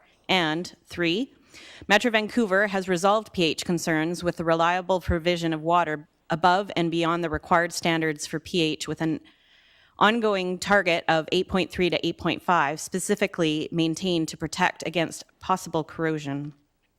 Therefore, be it resolved that Council hereby directs staff to A, decommission Fort Langley well number 2 and cease the extraction of groundwater at this location as soon as possible with replacement potable water supply provided by additional bulk water purchases from Metro Vancouver.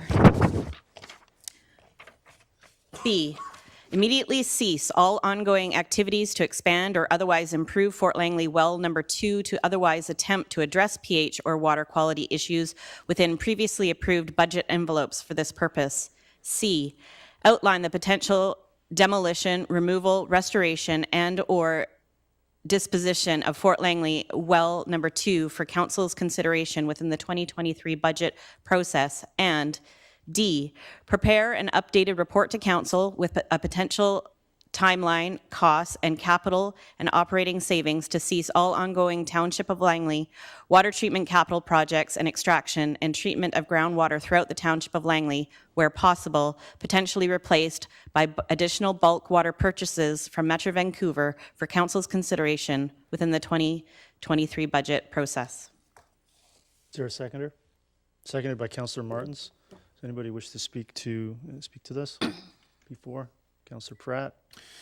Yeah, thank you, Your Worship, and I'm happy to have this one on the agenda. I'm happy that we could work together on this motion with Councillor Van Popta.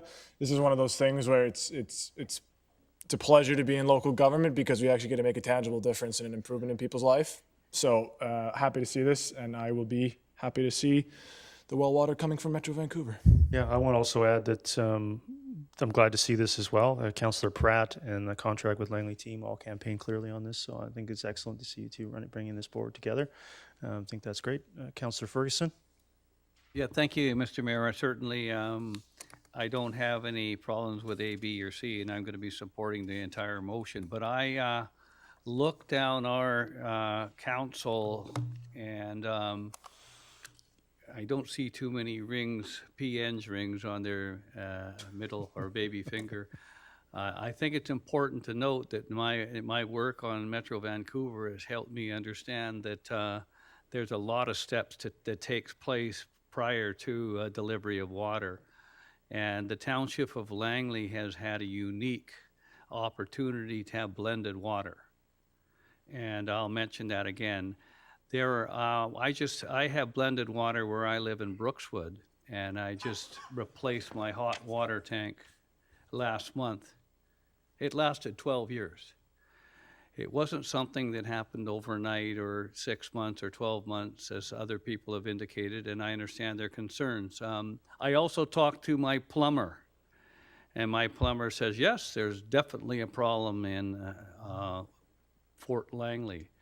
And I said, what was the problem? And he indicated there's a number of things that can happen when you are involved with plumbing and delivering of plumbing services to a site. And he indicated anywhere from the types of fittings you use to the type of contract you use, and also the other things that the plumber indicated, which I'm not a plumber.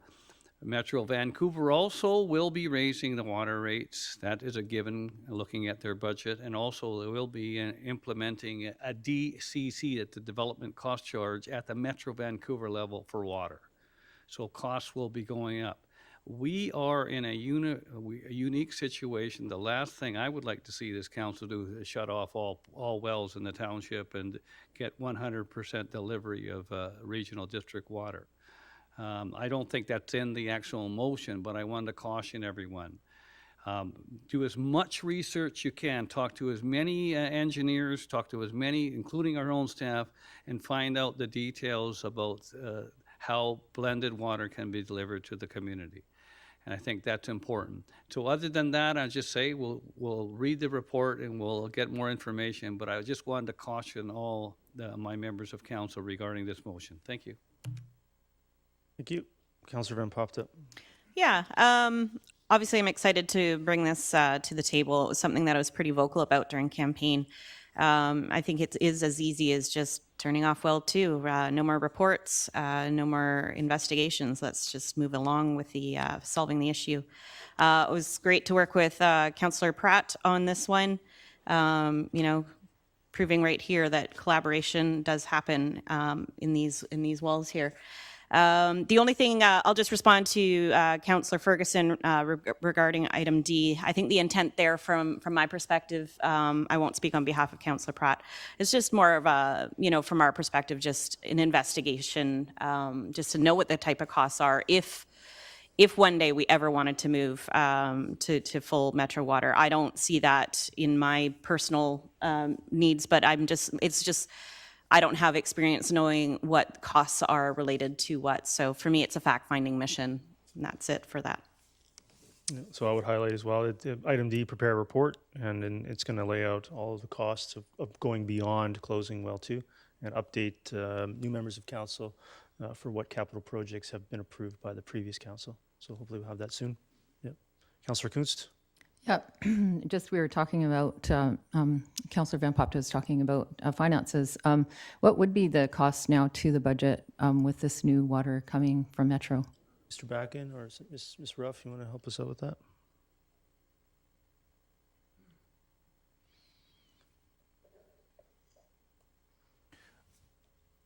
Your Worship, Ms. Ruff is looking at me and I'm looking back at her.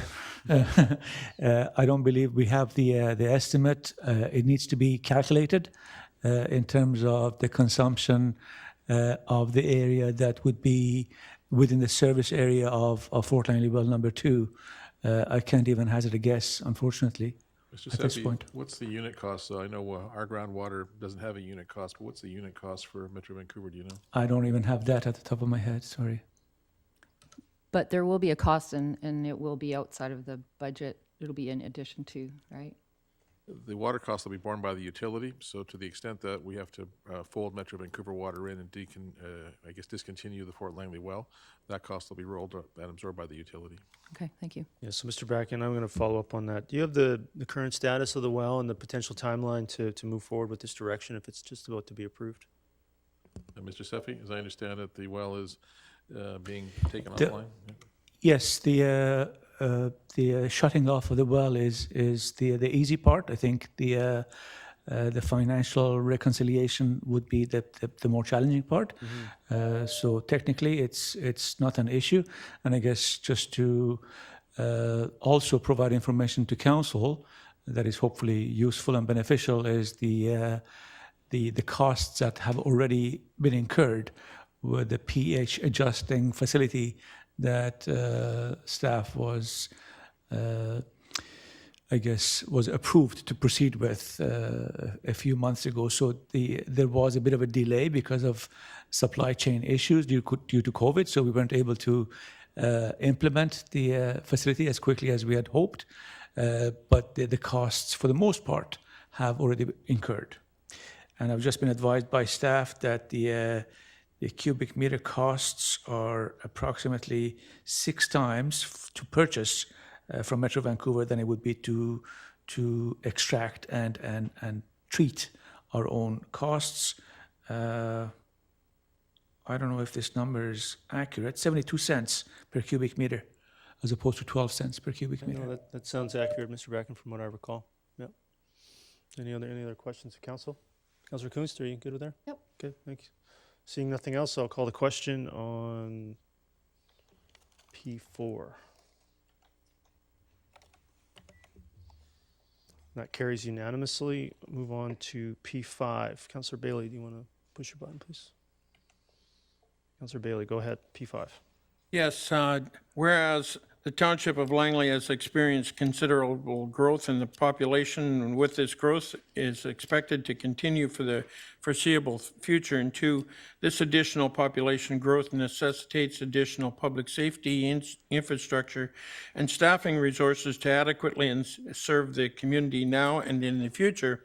Three, public safety is a top priority for the Township of Langley Council, therefore be it resolved. The council directs staff to provide options within the 2023 to 2027 5-year financial plan that will result in a complement increase of 40 career suppression firefighters within the next 4 annual budgets. You so move that? So moved. So moved. Is there a seconder? Seconded by Councillor Martins. Is there anybody wish to speak to that? I'll speak to that if I Councillor can. Bailey, go ahead. Yep. Yes. You know, coming from the background that I come, and one of the main reasons why I ran is because I think that I know that this fire department is grossly understaffed.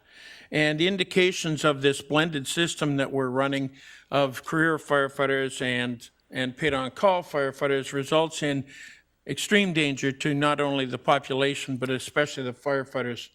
I'll point out to a couple of recent fires where 18 times at one fire, units were tapped out and didn't respond. Another fire of a possible rescue involved, tapped out 12 units that didn't respond. And that was because paid-on-call firefighting is a methodology of the past. In the past, it used to be either self-employed people, farmers or whatever, and they were able to just close the door, lock up and run and go. The reality now, and this is a problem North America wide, where paid-on-call or volunteer firefighters don't have the capability to just close the doors and run. And other problems that might result in these horrible turnouts is that you could have 3 paid-on-call firefighters turn up and not one certified to drive. And this is inexcusable. So we had, people that know me know that I would definitely move up this. I would be hiring a hell of a lot more firefighters quicker than I'm proposing here.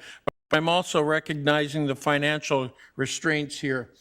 So I want to get some more firefighters on there. And now we're talking so far only about structure fires. I want to talk about medical calls, which make up over 50% of our calls. With average response times in some of our districts of 13 to 15 minutes, it is totally inexcusable.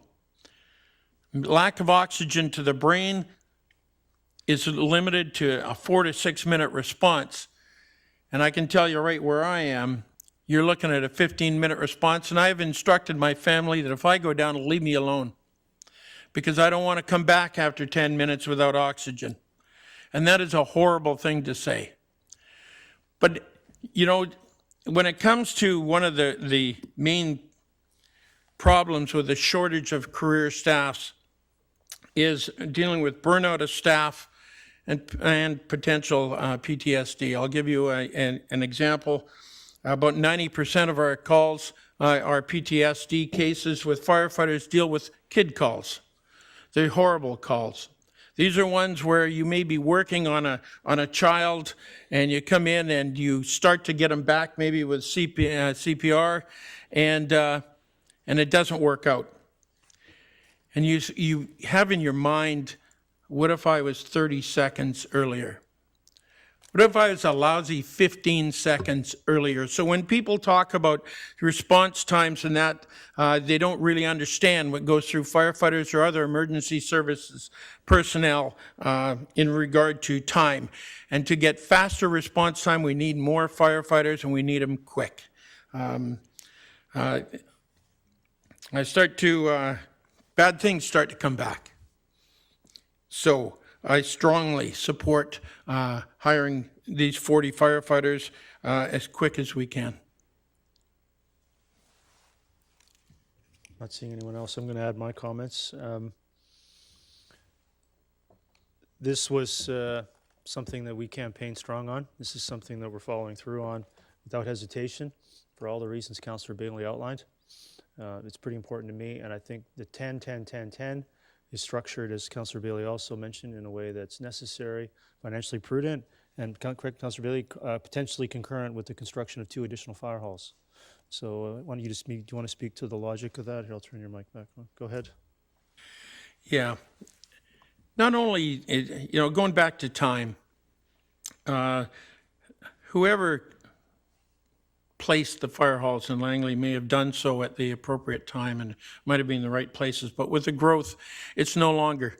We have to look at where do we place fire halls, and with the newest fire hall being built in 2006, and even that one can't accommodate currently career firefighters properly, we have to look at repositioning some halls, and we have to look at building halls that are by today's standards. And not only building for today, but building for the future.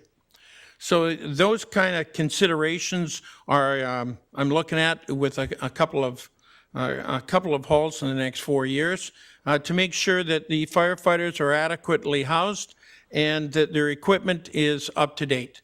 So it's a very difficult situation for the public to understand that if the firefighters aren't safe and can't respond in a timely manner, then no one's safe. Let me put it in the context of how you have to position halls.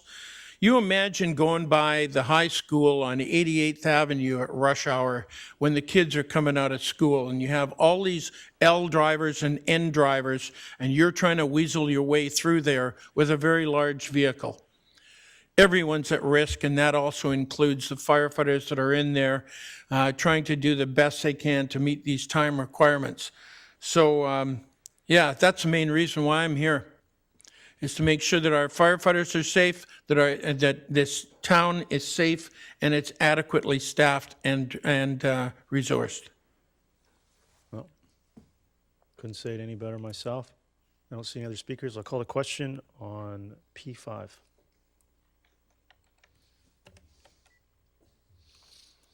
That carries unanimously.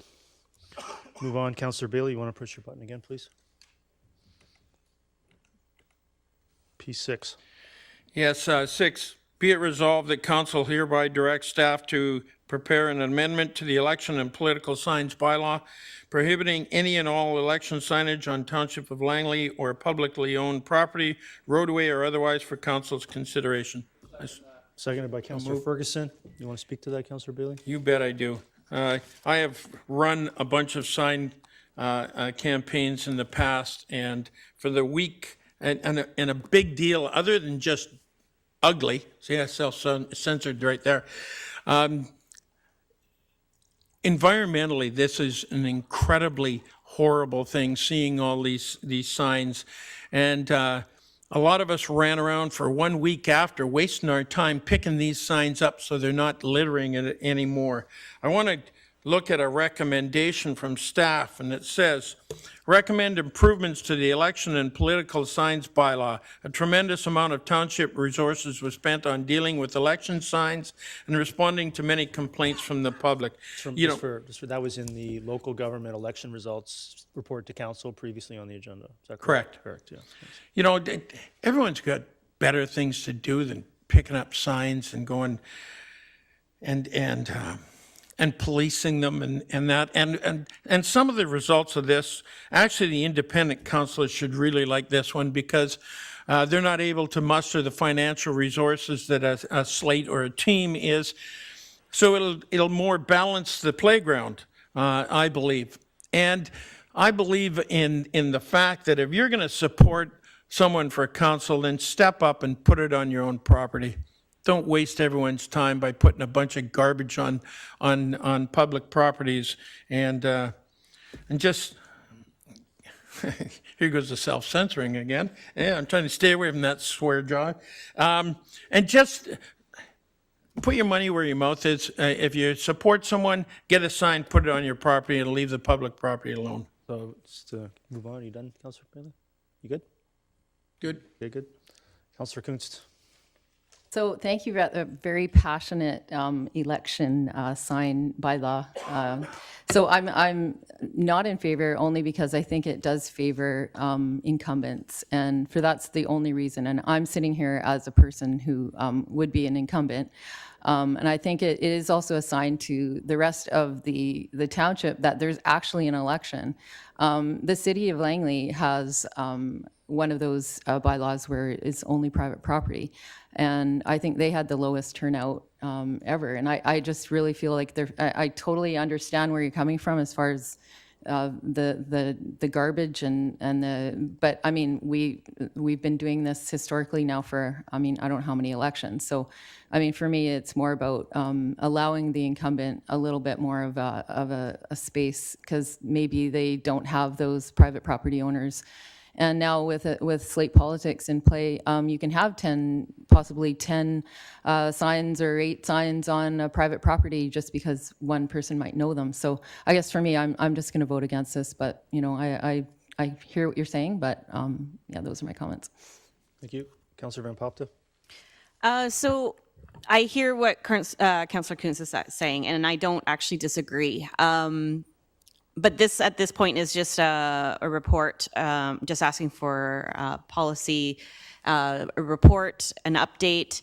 I'd like to maybe possibly amend this to add, or we can wait also until it returns, but just what other jurisdictions are doing, and also possibly, I can address it at that point once it does come back. But, I'd like to, I understand that it is harder for people who don't rely on social media. There's different types of people out there who vote based on what they see while they're driving, and that's an unfortunate part of elections. And I do think that we do struggle with that voter turnout, and I'd actually like to possibly look into Township of Langley actually doing some signage, maybe just on key intersections, like with voting dates on them, to see if that can help get voter turnout. But I would like to amend it to add just maybe a report based on other neighboring municipalities, what their bylaws are regarding election signs. Maybe just I'll go to one more speaker and come back to you for that, and we can address that potential expansion. Sure. I'm going to come back. Okay. You good? Councillor Ferguson? Yeah, thank you, Mr. Mayor. We tried last term to reduce the number of signs and to have a bit better appropriation of where they indeed would be. And for the very same reasons that Councillor Bailey had indicated, that they are, I call it sign pollution, but other than that, there are an awful lot of staff work and a frustration on behalf of the public, and also to some degree of safety, blocking corners sometimes or other things. But that didn't work. So here we are again. Possibly if we would have got the bylaw through last term, we might not be sitting here making changes to this extreme.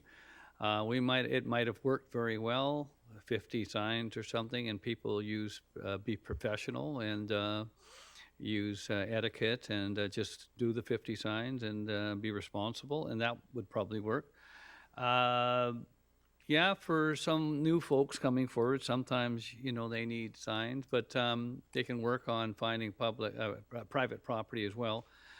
And, I don't know if the signs was the cost of the township, the city of Langley having a low turnout. I don't know that. There's certainly enough advertisements in newspapers and on the press every night. There's every community in the whole province is having an election. So I can't say signs is the only reason. So I think this is I think we've taken this long. Other communities have done it as well. I do have one simple question to staff. Is a private school not considered public property? Mr. Bracken, I think a private school would be considered private property, would it not? A private school would be private property. So I noticed during the election, there's a lot of signs on private schools, which I thought was a little bit untoward, but that's what I noticed. But anyway, I'm not going to make any amendments or things like that. I just think that people do what they do, but I think this is a big step, and if certainly Councillor Bailey wouldn't have brought it up, I certainly would have brought it up, because we tried last term. So thank you very much for bringing it up. It's a good compromise. Yeah, thank you. I'm gonna echo my comments and go back to Councillor Mpapta. I said during the campaign that Tim Bailey was on our team when I was also on Tim's team. So I supported the firefighters motion. I support this motion.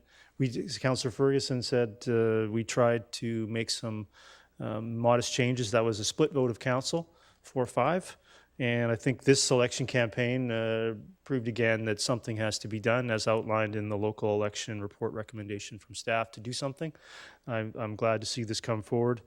I've already said many times that other municipalities do this. They've headed in the direction of private property. There's lots of private property around. I think there's some other good ideas out there that maybe Councillor Mpapta and others will bring forward. I'm going to add that I've gotten tired that only some campaigns get to have signs remain standing. And I think I've had enough of it. I think the community's had enough of it. And if only 1 or 2 campaigns get to have signs, then let's just move them all to private property. That's my position. Councillor Mpapta, would you like to press your button, please? Press your button. There you go. Back to you.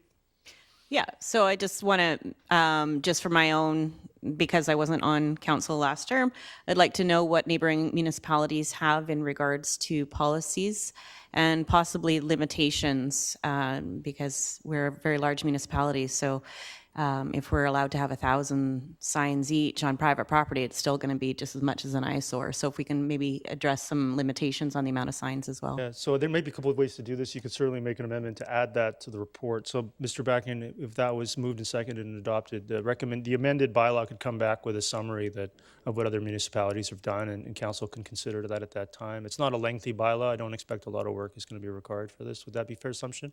So, Councillor Mpapta, if you want to move that amendment. Yeah, I move that. Seconded by Councillor Pratt. You want to speak to it a bit more? Nope, Do you want I'm to good. do you want to clarify with Ms. Bauer? You want to clarify exactly what the wording is of that you have to confirm it aligns with Councillor Van Popta's intent?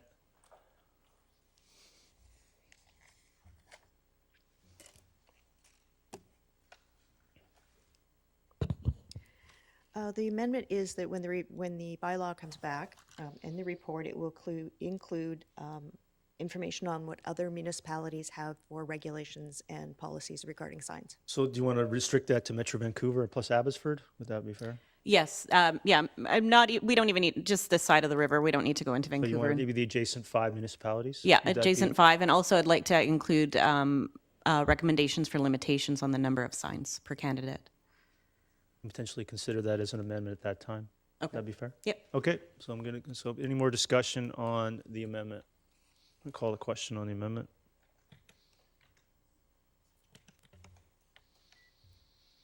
That carries with Councillor Kunst opposed. And so back to the main motion as amended. Is there any more discussion on that? No, call the question on the main motion.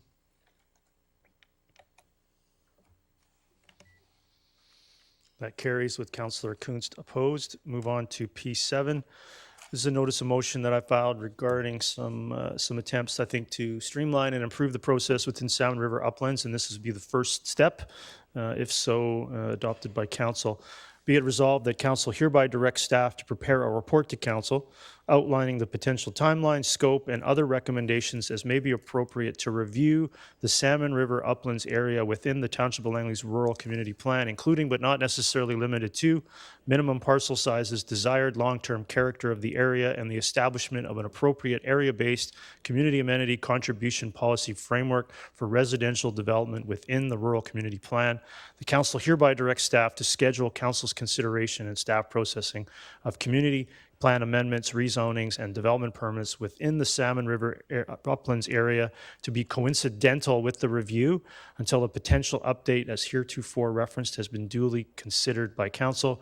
The council considers any residential subdivision in the Salmon River Uplands area to be contrary to the public interest if subdivided under the current minimum parcel sizes and before the council addresses minimum parcel sizes in relation to the review. I so move. Is there a seconder? Seconded by Councillor Pratt. Does anybody wish to speak to this? Councillor Pratt. Yeah, thank you, Your Worship. Happy to see the spirit of this coming forward. It's something I've been looking for a little while. One question, and we've been asking staff, we've been referring to staff a lot of motions, a lot of things this council meeting. So obviously there's going to be a certain level of burden on them to get back to us. Do we have an idea of when we would like to see a report back on this? Yeah, so I'm going to refer to Mr. Backin here. In regards to the first part, Mr. Backin, and prepare a report to council outlining potential timeline, scope, and other recommendations. I believe you have had a few discussions that formulated this motion. Do you have any comments on a potential timeline and potential processes that may be possible to reach the desired intent of this motion? Your Worship, we try as soon as practical. We're going to have to prioritize. There's been a significant number of There things is, out there yeah. already, so we would certainly, again, do it as quickly as practical, but at this point, I wouldn't hesitate to guess. I think it'll be in the new year, but I think we can try to do it early. Yeah, I think, is that satisfied, Councillor Pratt, that this might take some time? Yeah. Anyone else? You good? Yeah. Anything else? I'm not seeing anything. I'll call the question on P7.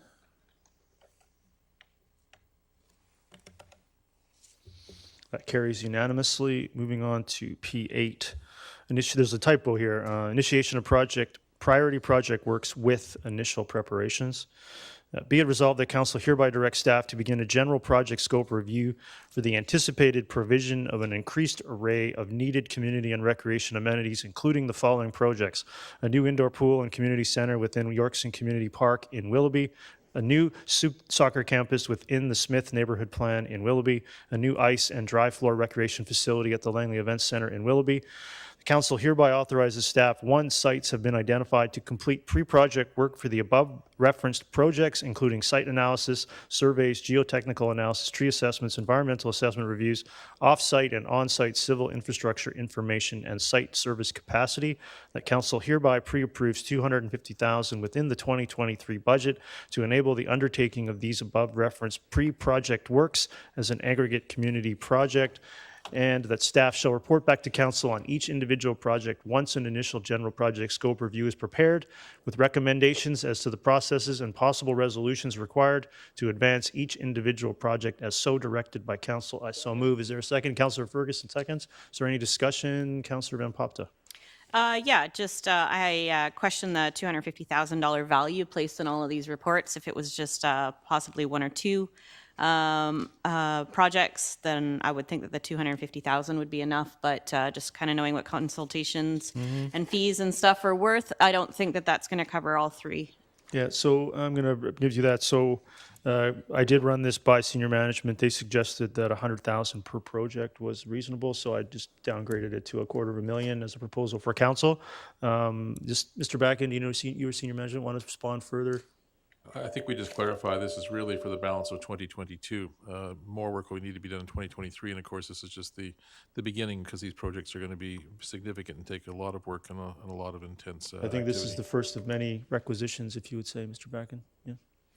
But it says 250 within the 2023. Yeah, so that's what that's doing is that's pre-approving it. So we'll be approving the expenditure in the 2023 budget, but they can get started on the expenditure now. Okay. That makes sense. But what happens if we hit the 250? Yeah, Mr. Backin, what happens if you? I guess you'd come back for more, would you not? Mr. Backin, yeah. Okay. We don't want to just reallocate Do you it wish now. to make an amendment to increase the funding envelope? But it'd certainly be up to you. Yeah, I'd like to make a motion to increase that to Okay, 300,000 so for I'll- the recommendation. I'll come back to you. Okay, for that, Councillor Kunst. So would this review also include costs for A, B, and C? So potential operational costs as well at the end of the day? Yeah, so I believe, if I can step in, but I'll allow senior management to add. My understanding is that this allows them to identify the sites and the scope, which would allow the projects to be costed once it's more clear exactly what they are, how large they are, what scope of programming they may have, and what sizes they are. Mr. Winslade or Mr. Backin, do you want to add to that for Councillor Kunst? That's correct, Mayor Woodward. I believe this is an initial fact-finding mission. Some of these projects we know more about than others. Some of the sites we know more about than others. Some of the studies we actually do already have some information available. So they're all a little bit different, but the end goal is to bring them back each individually so that council could have more debate about what they may entail, and both from capital and operating point of view. Thank you. Councillor Martins. You're automatically turned on for you. So I just wanted to say, like, promises made, promises kept. This is exciting to see this in writing after our campaign. The contract with Langley campaigned strongly on these items. I'm wondering if we can expedite the process required for the report back from staff, how we can get this rolling. Mr. Bagan, do you want to talk about your expected timeline, Mr. Winslade, I guess, to start coming back to council on these? Well, we're hoping to get underway right away once this carries. They're all, again, going to be slightly different. C will actually probably be the quickest just because the land is there. We've already done a little bit of analysis. A probably will follow after that. B may take the longest just because of site investigation and lands. But, hopefully within a few months we'll have some preliminary information. But I don't think it'll be quiet in that couple of months. There'll be more discussion, consultation with user groups and staff and different people as we go. So. Yeah, and with council individually, potentially, too. Yeah. Thank you. So, Councillor Van Popte, press your button to speak there, please. Press your button to speak. Not your microphone, your button. The request. There you go. Councillor Van Popte, you wish to increase the envelope? Yeah, I'd like to make a motion to increase that to 300,000. Is there a seconder for that? Seconded by Councillor Martins. Do you want to speak to that? You just want to give them more money so you don't have to come back, get going? Well, I'm pretty sure it's going to come back for more. So it's better to overestimate than underestimate. Okay, I'm happy to increase it a little bit. There's no problem there. Is any other speakers to the amendment? So I'll call the question on the amendment to P8. That carries unanimously. So back to the main motion, P8. Is there any more discussion on the main motion as amended? Not seeing any, call the question on P8. That carries unanimously. Moving on to P9. Councillor Van Popte, you want to push your button there, please? Councillor, I'm going to clear the queue. Go again. I got to push the other one. There you go. Got to push the request to speak. There you go. There we go. Councillor Van Popte, P9. All right. Whereas Council approved a development application for Vesta Properties at 200th Street and 84th, comprising of a 74-acre planned community with 26 and 34-story towers and a collection of townhomes, apartments, and other development. 2, Vesta Properties Limited has applied for development of an additional 45-story tower with up to an additional 180 residential units within the same previously approved planned community with its adjacent properties completed or already under construction. 3, Council has considered the Vesta Properties Limited's proposal for an additional 45-story tower, related information concerning the subject lands, existing and proposed development in the Township of Langley, and the overall interests of the community. And 4, Council has considered a process to treat Vesta Properties Limited with scrupulous fairness and procedure within the context of the quality planning principles as evidenced by plans, studies, and reports the Township of Langley has considered in respect to the affected lands within this area. Therefore, be it resolved that Council hereby directs the Director of the Community Planning and Development Division to clearly communicate to Vesta Properties Limited in writing advising it that A, Council has considered Project 08260225 and has determined that this development application is not in the best interests of the Township of Langley due to concerns about additional traffic circulation and density at this location, overall ambience of this community as already planned, and the precedent set by a structure of such magnitude. And B, Council hereby requests that Vesta Properties Limited proceed to complete the planned community at this location of 82nd Avenue and 200th Street as originally considered and ultimately approved by Council. So I'll move that. So Is there a moved. seconder to that? Seconded by Councillor Martins. Anybody wish to speak to that? Do you want to speak to that, Councillor Van Popte, or no? You good? Sorry. Yes, sir. Okay, keep going. It was pretty evident through the amount of communication that we got during the campaign season and also in the spring, just hearing it online, that a lot of people are obviously upset at what appears to be a bait and switch. You buy into a development based on what is proposed, and to have it switched out later on down the road is not fair. And we're just infrastructurally not ready for that. Okay. Thank you. Councillor Pratt. Yes, thank you. And I can understand and support the spirit of the motion. I just had a question through you to staff in regards to the language used in the motion. Yeah, of course, go ahead. Now, council considered and approved the previous rendition of the application, which consisted of the 6 or 8 story building on that southwest corner. And if I understand correctly, the application for this 45-story tower has not yet actually come before council. So the language council has considered, is that accurate? Mr. Backen, do you want to address that, please? I believe that it's referencing consider the application. The application hasn't been before council, but it's been made available to council members through copies of it. So given that factual link, I think it's fine to make that statement. I recall seeing you at the open house there, Councillor Pratt. I wasn't on council at the time. Good answer. You good? Yeah, thank you. Good. Councillor Bailey. I am really pleased to see this come forward because knowing that the fire services in Langley right now don't have the capacity to deal with high rises, and we got a 26 and a 34-story high rise is already going up. 45 is just another creature that is going to put more strain on the fire services that they're going to already struggle to meet.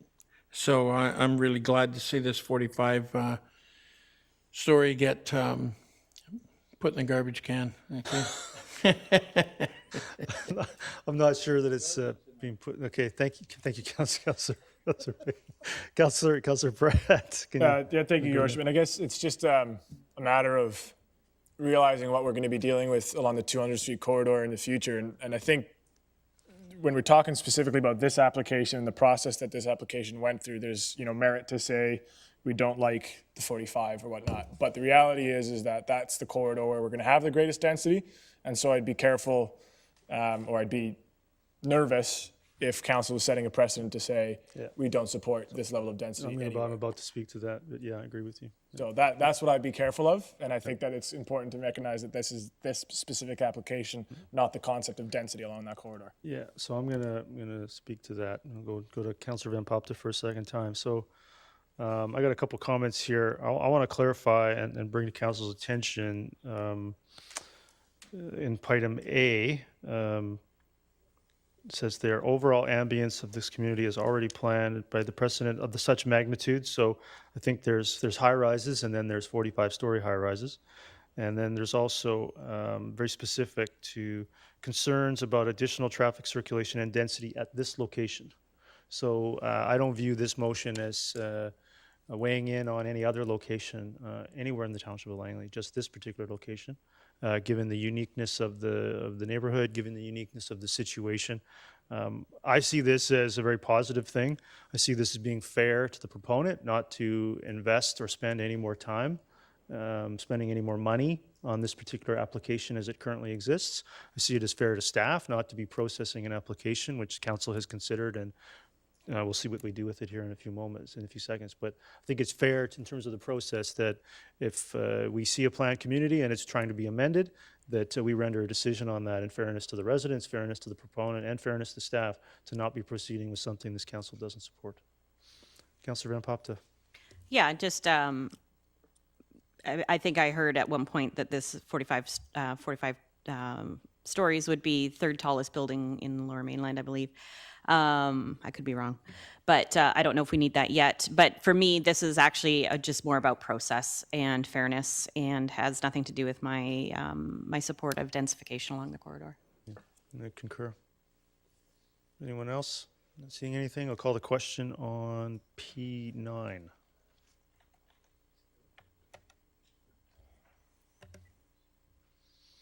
And that carries unanimously. Move on to P10. You want to push your button to speak, request to speak right there. There you go. Councillor Rint. Whereas the Busey Development Limited has applied to admit the official community plan of the rural community plan to resonate, up to 93 acres located at 6407 Glover Road, a residential and commercial use, to accommodate its fixed exclusions from the agricultural land reserve. Therefore, be it resolved that council hereby directs the directors of the Community Development Division to clearly communicate to Busey Development Limited in writing, advising it that council has considered its request to apply to the Agricultural Land Commission for exclusions of 6407 Glover Road from the Agricultural Land Reserve, and has elected to not apply for this exclusion under Section 29 of the Agricultural Land Commission Act. And B, council considers the application to be contrary to the public's interest due to the quality, location, and council's preference to retain agricultural land within the township is substantial and integrity. So moved. Is there a seconder to that? Is there a seconder to that? Seconded by Councillor Martins. Is there any, you wish to speak to that some more? Are you good? Speaks for itself? Speaks for itself. Speaks for itself. Councillor Kunst. Yeah, I'd like to thank Councillor Ryn for bringing this forward. I just have a question to staff. Is this something that would normally come to council as a report? Because I haven't seen anything about Buki doing this. It has not yet come to council, but again, the application has been made and has been circulated. So again, it meets the factual test if council wishes to express its opinion based on what's been submitted. Okay, but normally then we would probably see this as a report to council. No, that's correct. Substantial time and effort will be put in by staff to bring this forward to council. So this would negate that, knowing that the policy decision is such that council doesn't support the concept. Thank you. Yeah, so I'm going to add to that. So I view this the same way Councillor Kunst. I view this as fair to the proponent, fair to staff, and fair to the public, that council has duly considered this, that proponents do no longer expend their own resources pursuing an application that Councillor Ryn has asked for council to fundamentally say it's considered it and rejected it. And I think that that's fair to all involved. Move on. Councillor Van Popta? Yeah, I'm very happy to see this. I actually had done an unreleased video during campaign season on this. I don't generally support the conversion of ALR lands on principle, so I'm happy to see that this is stopped even before it gets to that point. Thank you. Thank you. Yeah, I'm going to add this is almost 95 acres within the historic Hudson Bay Farm as well area. So I think it's an easy one for me. I don't see anyone else. Pete, call the question on P10.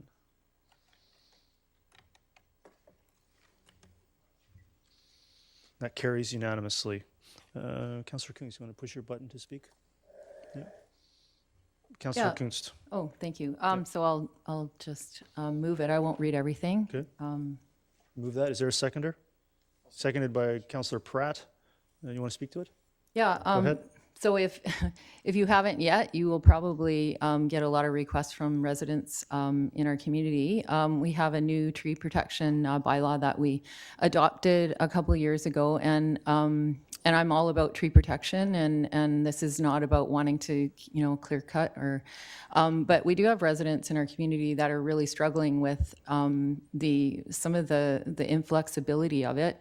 And some of it's just due to safety. They could have a tree that falls down on their, neighbor's house. Or, they're uncomfortable with the fact that, and I live in a treed neighborhood, and it's terrifying when the winds come and trees do fall down. And so this is why I put this notice of motion forward.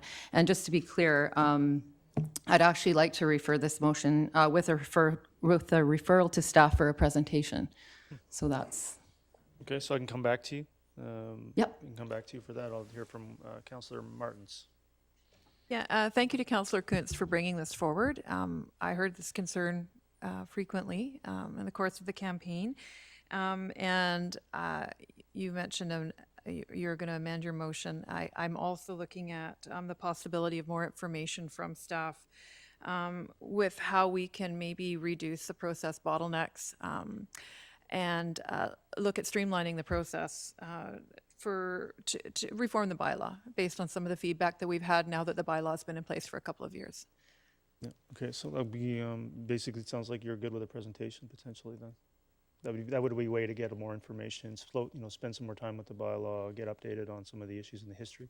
As long as those things are included, yeah. Okay, great. Councillor Ferguson?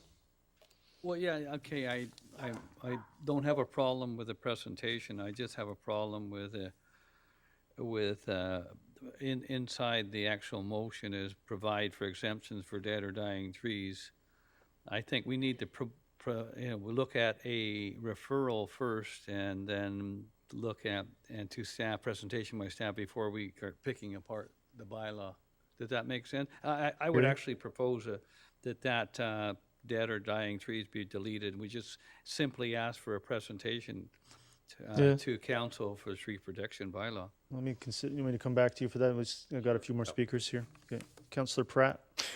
Thank you. And this is kind of in line with what Councillor Martins and now Councillor Ferguson are looking for as well. And I think for me, it would just be an additional set of information, especially regarding the actual administration of the bylaw and where the challenges are right now, because I know that there's a lot of times that, we talk about dead or dying trees or special exemptions that we could have caught if there was more actual administration, more, I'd say, outreach done initially. So I'd like some information on that as well included. Okay, so I'll move back to Councillor Kunst here and see what that referral looks like based on that feedback. Councillor Kunst. Yeah, I think the whole action, this action item would be referred to staff for a presentation. So everything I think that we're kind of talking about would be included in the presentation. Yeah, so so you're gonna move referral for a presentation. Do you have a timeline, Mr. Bracken? I'm kind of sensing that the tree protection bylaw issue is probably something nearer the top of the pile than near the bottom. I don't know if Councillor Kunst would agree, but is there some way we can at least get the presentation done for council before the end of the year? Is that reasonable? It's going to be difficult, Your Worship, but we can try for the 12th. Again, we're just looking at the volume of materials. But if we, with your assistance in terms of this as being something that's a bit of a topical idea that's current, we can try to elevate that. And does it have to be a tremendous, in-depth presentation, or simply give new members of council a scope of the bylaw and the current processes? It could be potentially not a huge amount of work, and if council wants more information, it could be a subsequent additional presentation potentially. But if we want to start a conversation with council about proceeding with some amendments, seems like there's a desire for some additional information. We can try for the 12th, otherwise no later than mid-January potentially. Does that work for you, Councillor Kunst? Yeah. So you move I guess my only concern is that the winds are coming, and there are people in our community currently. So even if we could expedite some of their concerns as to the trees that they're having a problem with in their neighborhoods, because that's my fear is that it's going to be a real problem in a few weeks when we see the winds. But maybe staff can address that at another time or in a different way than right here at the council table. Yeah, I'm not sure what to do in terms of taking the time necessary to change the process of the underlying work that was done to put that bylaw in place, including the amendment. Yeah, so maybe that last comment I made about the expediting some of the concerns of the residents who are actually experiencing trees that could fall down on their house, that maybe we could just do that in another motion or another way, but not right here at this moment. You could consider that maybe some sort of consideration to prioritize those tree protection applications or something. You could bring that forward for the 5th potentially on a different method if you're looking for some kind of relaxation or changes subsequent to council review of the bylaw. Maybe that could be done separate from the presentation. And Mr. Bracken, you can try to get it to the 12th, but if not, it'll be first thing in the new year. That'd be fair. So Councillor Kunst, does that work? Yep. Okay, so you'll move that. Is there a second referral? Seconded by Councillor Pratt. Does anybody want to speak to the referral, potentially asking for some additional information? Start with Councillor Van Popta. Yeah, just kind of going through what I've been hearing, it's more like an administration problem and perhaps like a staffing issue. I'm not totally convinced at this point that it's an actual bylaw issue, but more of an implication or application issue. So as much as so I hear Councillor Kunst, and there are some people who are really concerned, and I don't know if we can somehow allocate resources to address some immediate concerns regarding dead standing tree or what is perceived as dead standing trees outside of this motion. Okay, not sure how to address that, but we can look at that for the 5th. Councillor Kunz, you're going to work on this for the 5th, or do you want us to do? You can you can look into that and get back to us for some potential solutions on the 5th? Yeah, okay. So moving on, is there anybody else on the referral for a presentation? No, so I'll call the question on the referral of P11. That carries unanimously. So moving on to the remainder of other business, is there any other business? I have one, but is there any other business? No, no other business. I had one question, Mr. Backen, regarding the status of N1 now that it's been reconsidered and referred. What happens to the process that's ongoing with Metro Vancouver? Does that effectively cease? That's correct, Your Worship. We'll be advising them that the matter's under reconsideration, so I would say it pauses until we get back to them. Our pause could be to actually say the process is at an end, or it could be that they should continue. Yeah, so I would assume that with a referral back, that the process is suspended. Would that be your understanding as well? So there'd be no further staff time on processing the application with Metro Vancouver. They'd be advised not to do the same until they hear from us again on it? Okay, that's great. Any other business? No, in that case, I'll call for termination. Who's going to do that now? Councillor Martins, seconded by Councillor Bailey. All in favor? Okay. And we are hereby terminated. See you at the public hearing at 7.